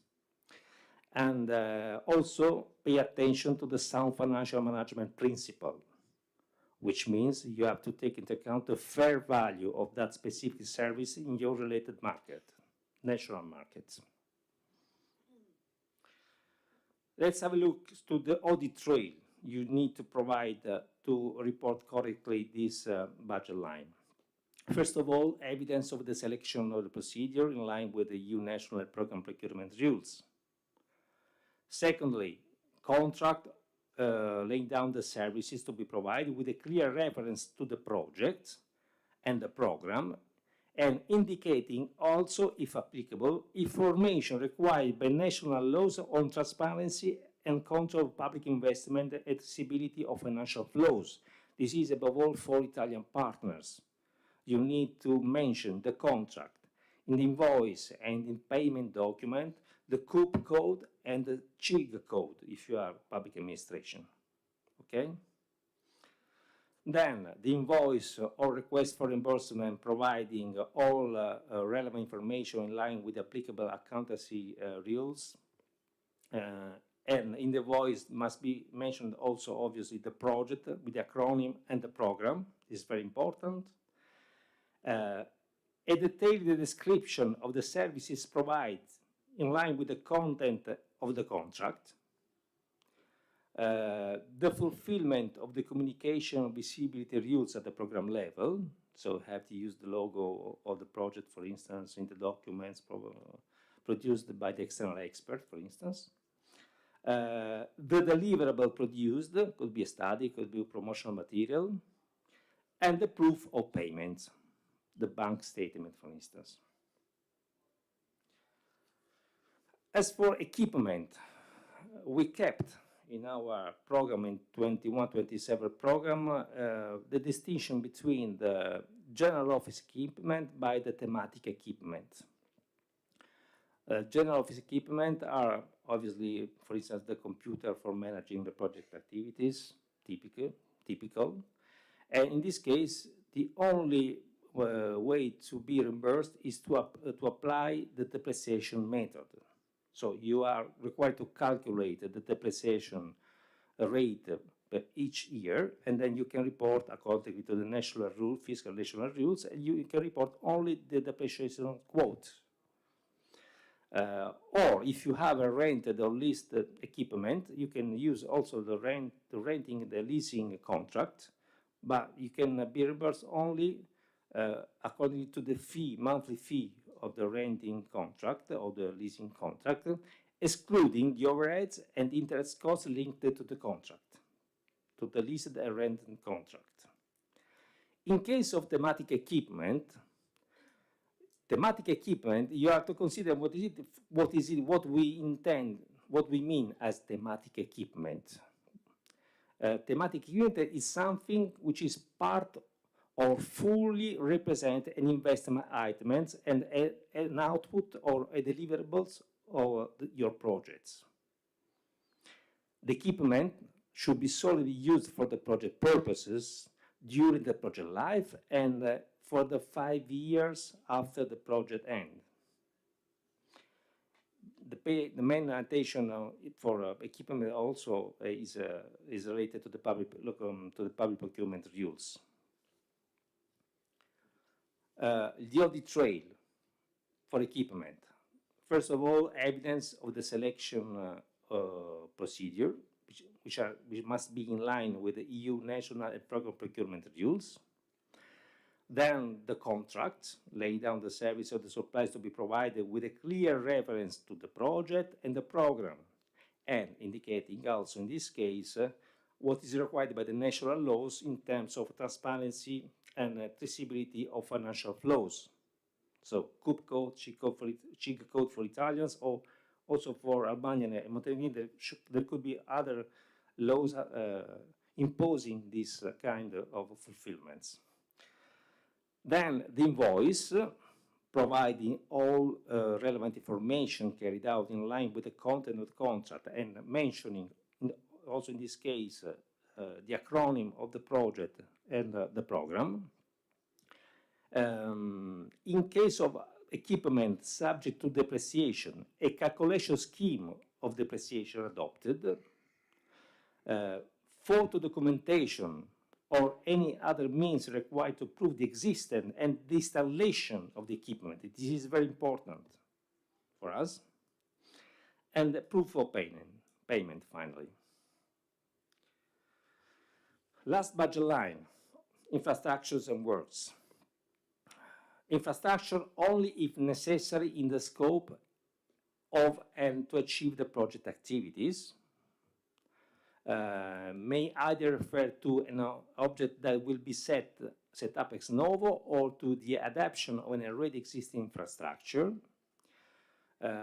Take into account that it's very important in case of infrastructure to respect the principle of durability as stated by the EC regulation, Common Provision Regulation in Article 65. The cost for infrastructure can be the purchase of land in accordance with the limit of the 10% as mentioned before, building permits, building material, cost of labor, and specialized interventions. Very important here is the compliance with the publicity information requirement for all investment in infrastructure, as foreseen by our manual, and the compliance with all compulsory requirements set by the community and national legislation on environmental policy. Here, as you already know, you have to respect the do not significant harm principle in case of infrastructure. And in case the infrastructure is a continuation of another investments, you need to identify exactly the part of the infrastructure which is funded by our program. The audit trail, the legal document specifying the ownership or long-term arrangement for the land or buildings where the works will be carried out. Where applicable, necessary permission for the execution of the works issued by the national, regional, local relevant authorities. Evidence of the appropriate selection procedure according to the EU rules for public procurement. The contract or with the agreement lay down the supplies, the services of the infrastructure in this case, the work and infrastructure in this case, making reference to the project and to the program. And also here, all the traceability flows law must be respected. The invoice providing all relevant information to the project and the program, and detailed description of the infrastructure works carried out in line with the contents of the contract. Proof of payment, photo documentation or any other means required to prove the existence of the infrastructures and the fulfillment of the communication visibility rules. And last but not least, certificate of regular execution final test issued accordingly to the national legislation. That's all from my side.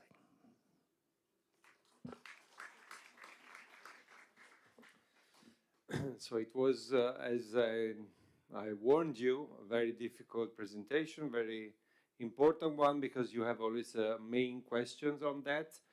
But now there is another hot topic, which is public procurement, which we are going to go through very quickly by Davide. Oh, yes, thank you, Mauro. Because, yes, it's an important ground. Antonio correctly stressed during your slide in external budget lines, external services, equipment, works according to the importance to check the applicable public procurement rules, legislation, and that's all. Because public procurement are a dangerous ground because you have to correctly apply the correct rule, the correct procedures, and for the reason that during the audit of operation, the first level control, the second level control, the public procurement is one of the main source of irregularities and errors, okay? So just a brief introduction in the, not the legal, but I want to explain what is really important in the application of the correct way of the public procurement rules.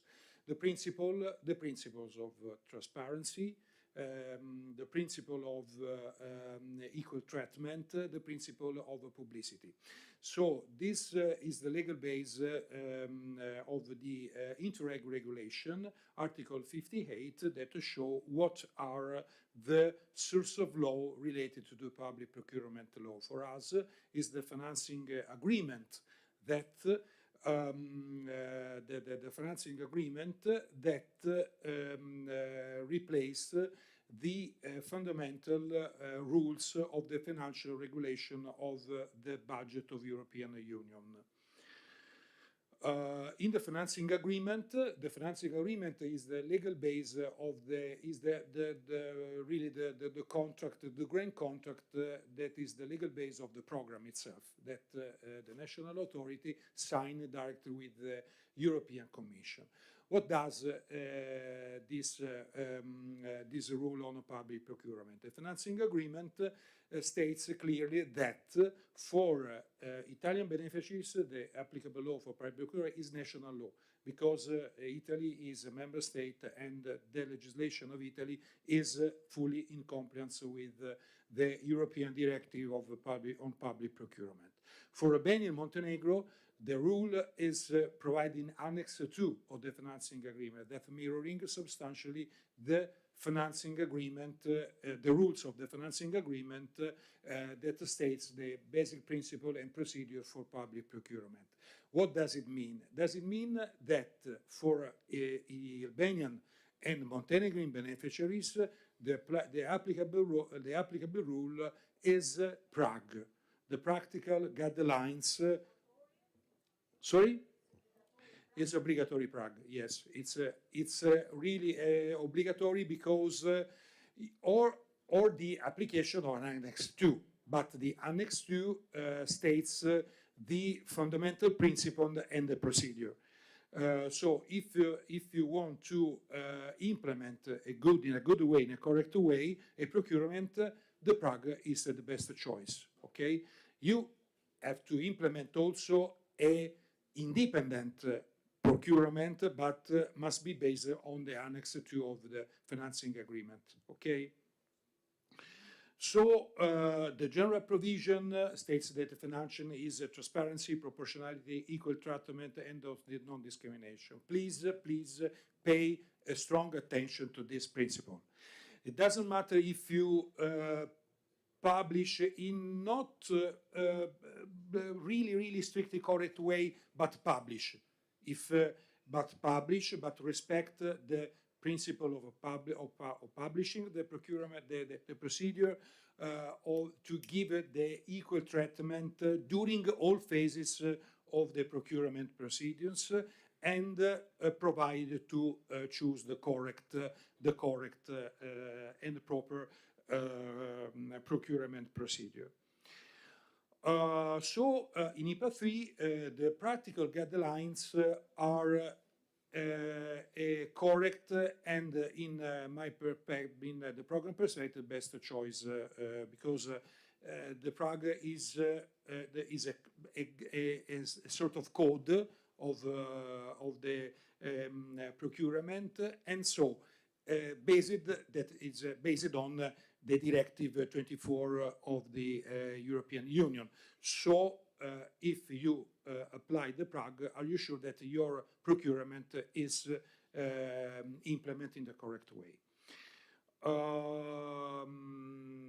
The slide, the source of the Prague. A useful tool is the public procurement guidance for a practitioner, developed by the European Commission, legal service of European Commission, that is a useful tool to avoid the most common errors that can happen during the preparation and implementation of procurement procedures. Because, for example, next slide, please, Mauro. There are most common errors stressed in the document, for example, the choice of procedure, absence of tendering or inappropriate procedure, okay? You have to respect the European threshold. So you have to, in proper way, choose the correct procedure. I give you an example. For a low amount, I don't know, 10,000 or 50,000 euros of services, I don't know, whatever, of supply, the correct way is to apply the single tender procedure, not the open procedure. So on the contrary, choose the correct way, not only the most open procedure is the correct way to implement the procurement, but choose the correct way, taking into account the European threshold of the procurement. and lawful splitting of a contract. You have to split your contract. For example, is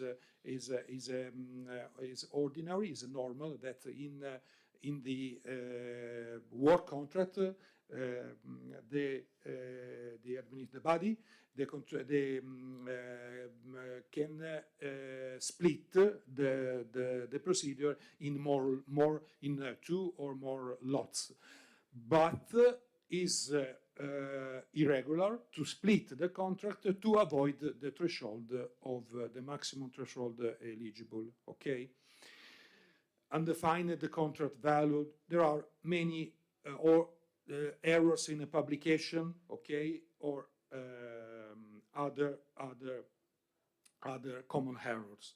The Court of Editors show us some errors in implementing a procurement procedure, insufficient publication of procurement procedure, for example, imprecise definition of the subject matter of the contract. You know that the contract must be clearly and specific defined: service, supply, or works. Mix up of selection and award criteria. One thing is the selection criteria of the contractor. Another thing is award criteria. And use or discriminatory or dissuasive selection of award criteria.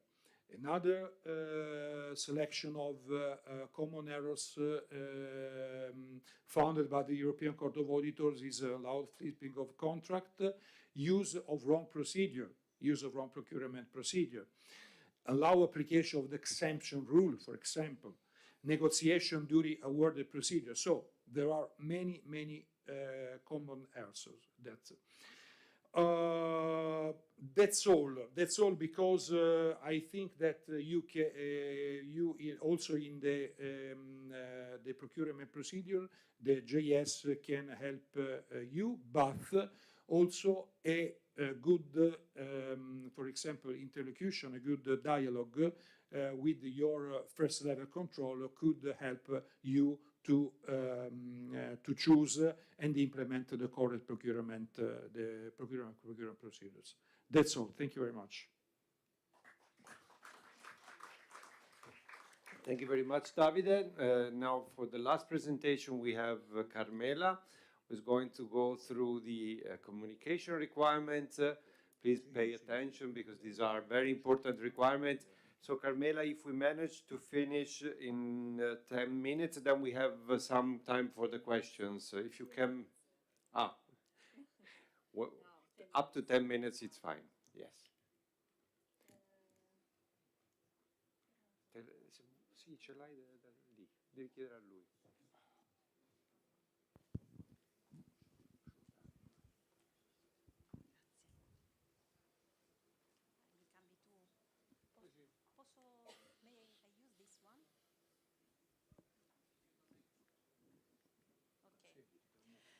Okay, good morning again. Mi faccio collegare il telecomando. Regarding the communication measures, today I think you are well stressed about the importance of communication. And just now I'm checking in Instagram that many of you have already posted about the celebration just ended, and congratulations, it's a good start.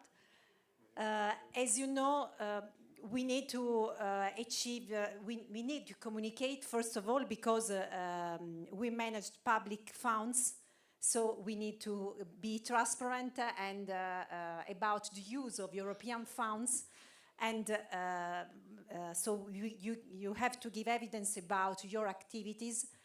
And then you have also to give evidence about the results of your activities, your project in our territories towards citizens, first of all. May I use this one? Okay.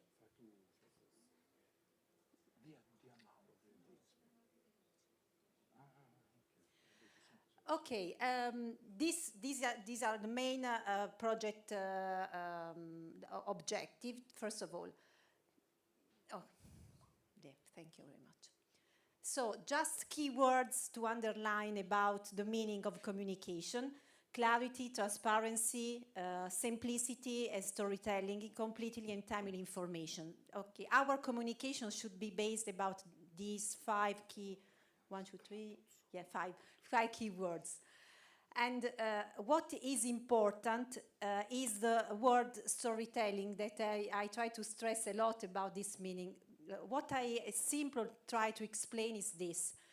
You apply and use a technical language to explain the objective, the activities about your project.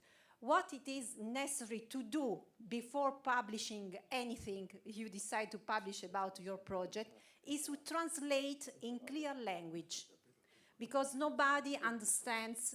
Believe me, I'm a middle people, so I personally, I have difficult to understand which is the aim of your project, because there are many technicians and it's a very challenges to explain in a very clear way. This is an important thing. Regarding the communication, there is a regulation, so we need to apply these rules in order to be aligned with the expenditure, as also Antonia and other colleagues already stressed. But the requirements does not mean that we put the logo and we are okay with the communication, because there are some rules to follow, but there is other things to do.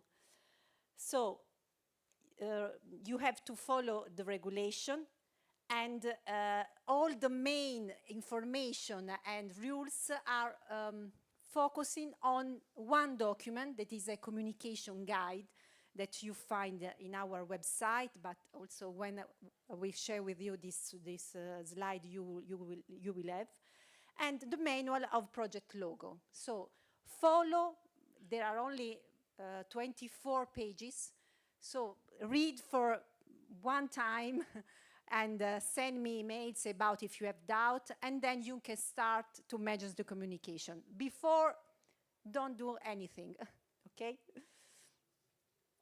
First document to prepare. I just give some information about, but you follow, you can write all this information in the guide. The first document you have to prepare is the communication plan, strategy and plan. This is a mix about strategy, so objective, targets of your project, main achievement, and a plan. Sometimes I receive this kind of document like and copy and paste the application form. Okay, it's not this type of document.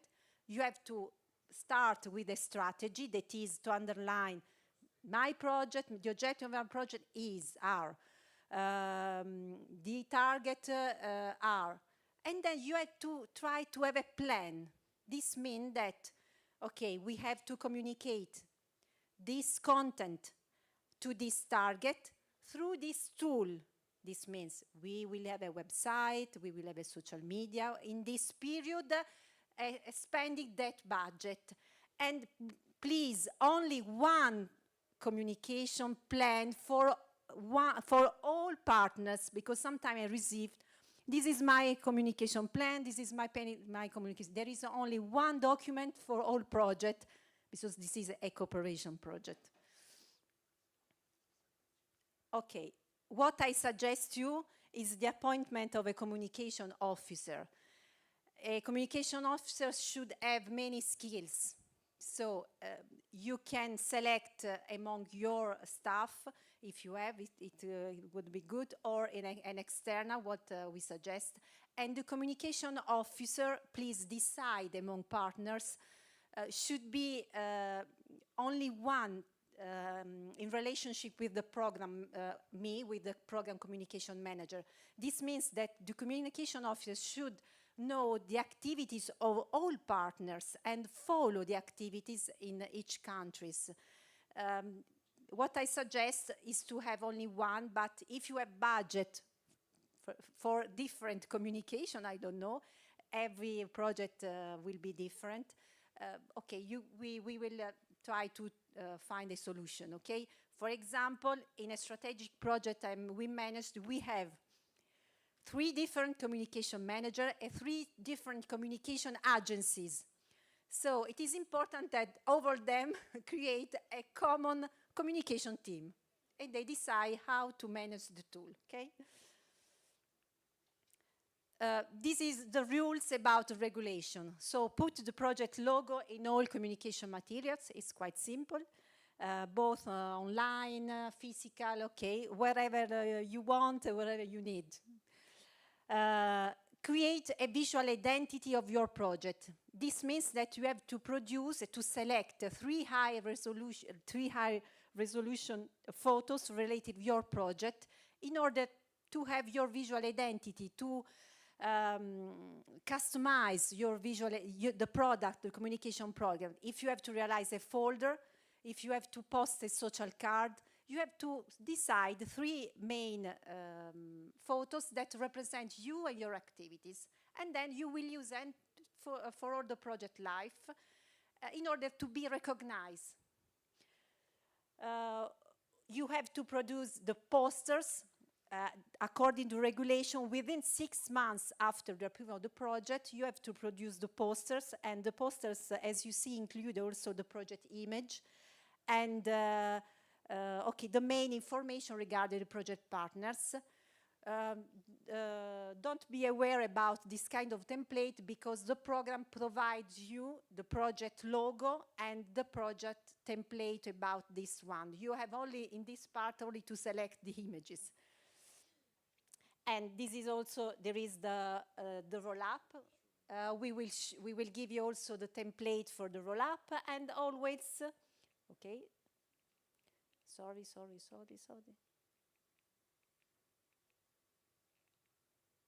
No. I give to go back. Why? They continue to.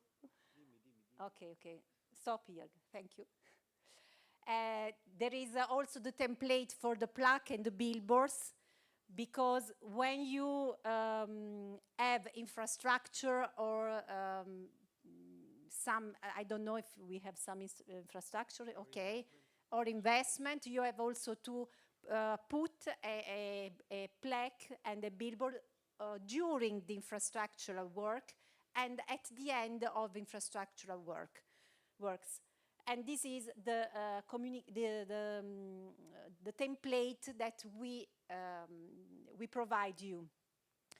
Check design with your communication officer to be on the safe side, because if a plaque will not, if we don't find during the check visit the plaque, if we don't find the posters, your expenditure could be cut. So, and it is quite a pity to not have the recognition of your expenditure.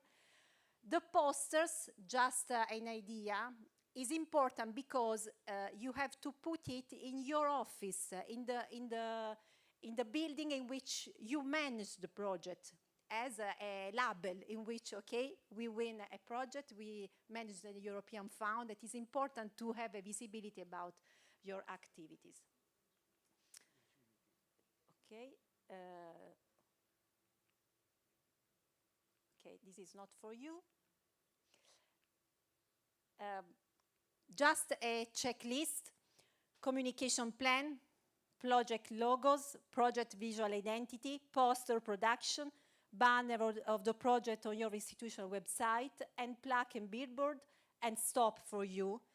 You have to produce a link or a banner in your institutional website. This means that I will provide you a template in which you have to add all the information related to your project, and this template will be published on your institutional website. So, and many of you already know about that, so I think it's quite simple. So now, this is the rules coming from the regulation, but we cannot stop here because now is starting the real communication, okay?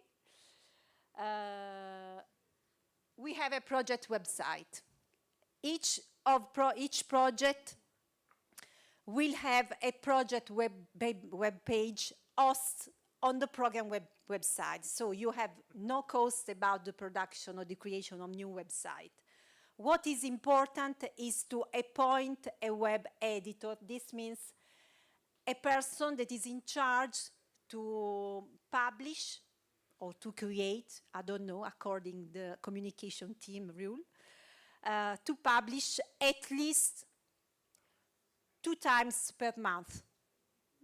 It is important to create a continuity about your communication. Otherwise, you appear only during the events, you disappear for 2 months, and then you reappear only. Try to create news about your also daily activities. Believe me, if we start with the application form, you have a lot of things to tell about your project before starting the activity. So you have a lot to things to do. Regarding the use of social media in this programming period, we are using another method. So we suggest you to not open project social media account, because we concentrate the social media through the program social media channels. This means that in the communication guide, you will find a program editorial plan. This is a plan in which the social media of the project or the communication officer appointed has to update the information about the project. This is the copy and the images.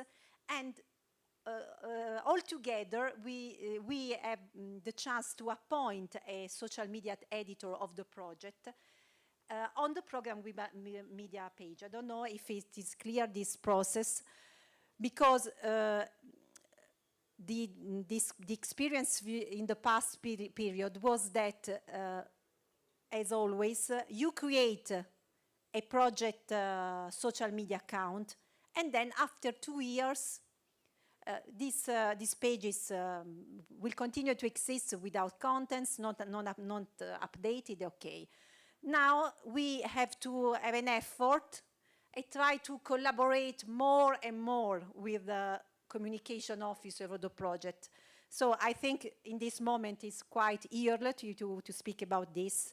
But what is important is to have, as I repeat again, a communication officer / social media / journalist / graphic designer to help you in this activity.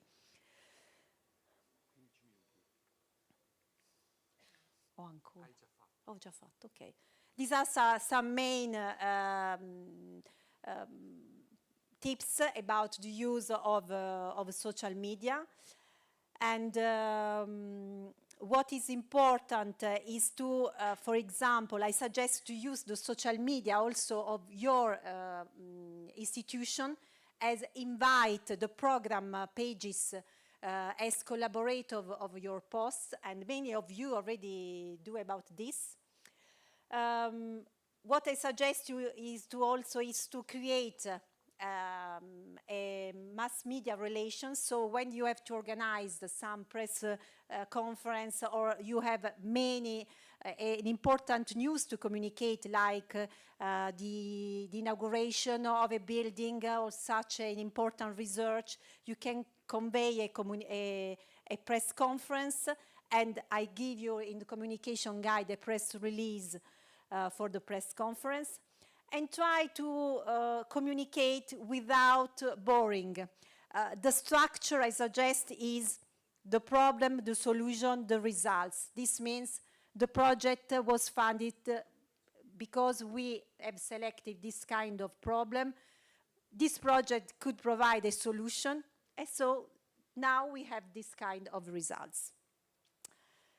Some images, okay, regarding how to communicate in a good way.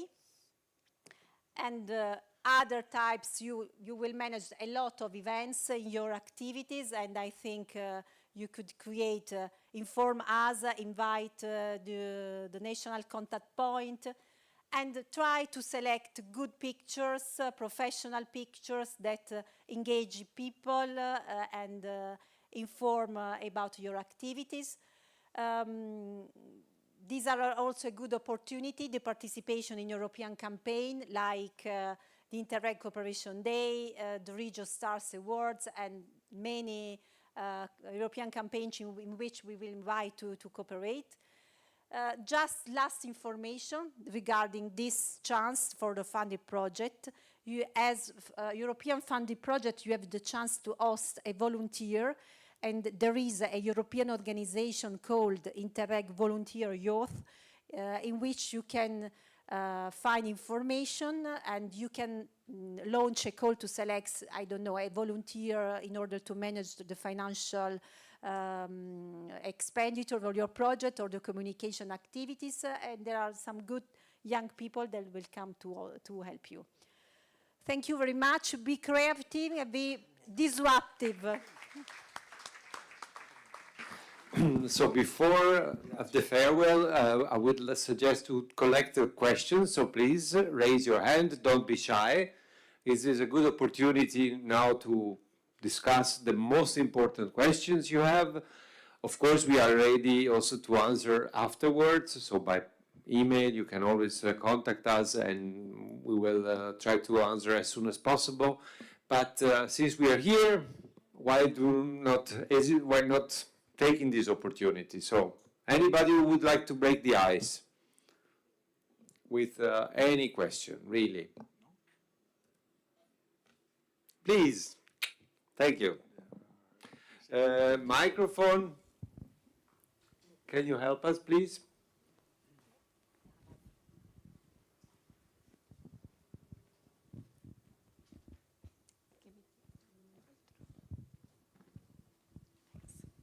So one kind confirmation, Christela Hatchke, Cooperation and Development Institute, lead partner of Co4Co. So one confirmation and one question. First one regards the bank account, whether it's mandatory to have it separate or project one base for the lead partner or also for the partners. So this is the first, let's say, confirmation that is needed. And the question regards the financial guarantee. So it was, I think, 2014-2020 program that here, at least in Albania, the Ministry of Foreign Affairs and Europe provided that financial guarantee for the project. Will it be the same in this case now, SASPAC, or not? Thanks. But I think this is an answer by SASPAC, perhaps. Yes, bank account, maybe Antonio, and for SASPAC, we have to collect somebody from SASPAC because we don't have it. It's not compulsory to have a bank account devoted to the project. So we don't require a bank account devoted to the project, but it is important to track all the expenditure in the general bank account you already have. But if you open a bank account devoted to the project, it's fine for us. It's even better.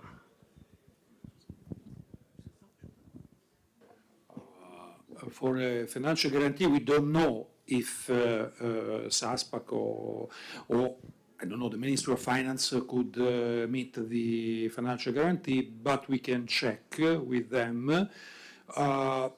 Anyway, a guarantee by the side of governmental institution, yes, for us it's okay, but we have to check with the national authority. Hello, by the Union of Municipalities of Basso Biferno. A question about national control for Italian partners. I didn't understand, it's not clear if the roster from Puglia region is ready or if the partners should, for example, for public partners, they can nominate the internal auditor if they have, and also for private partners if there is a difference. Thank you. Yes, this question relates also for Italian beneficiaries because they have a decentralized control system, not first local. So for Italian beneficiaries, there is the roster system is active, and you have to send to the managing authority, according to the program manual, the procedure, activate the procedure to assignment of first level control. You have only Italian public administration could opt also for internal FLC, and for private the same for roster external, only only external for private, but with a roster, okay, with the roster selection of the FLC.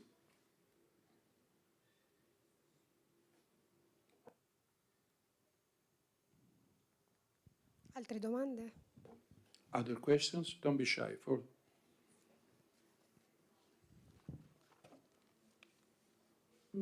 Probably everything was clear, so we don't need to know.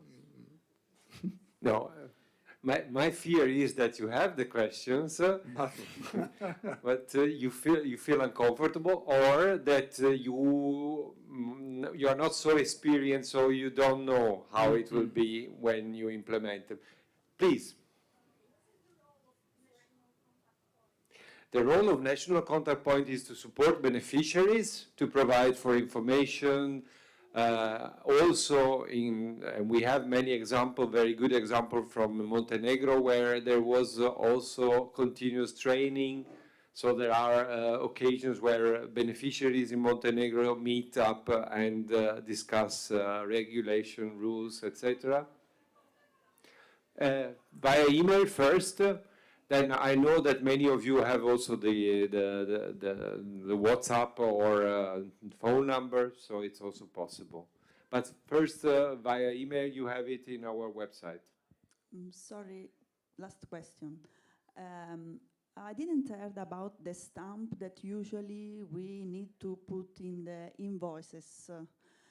Is it compulsory also for this programming period or not? And for electronic invoices, what happens? Thanks. It is compulsory to have the stamp devoted to the project to annul the expenditure, the document of expenditure. In case of digital documents, you don't need to put the stamp on the digital document or on the print of the digital documents, but it's important to mention inside the digital document all the information related to the project and to the program.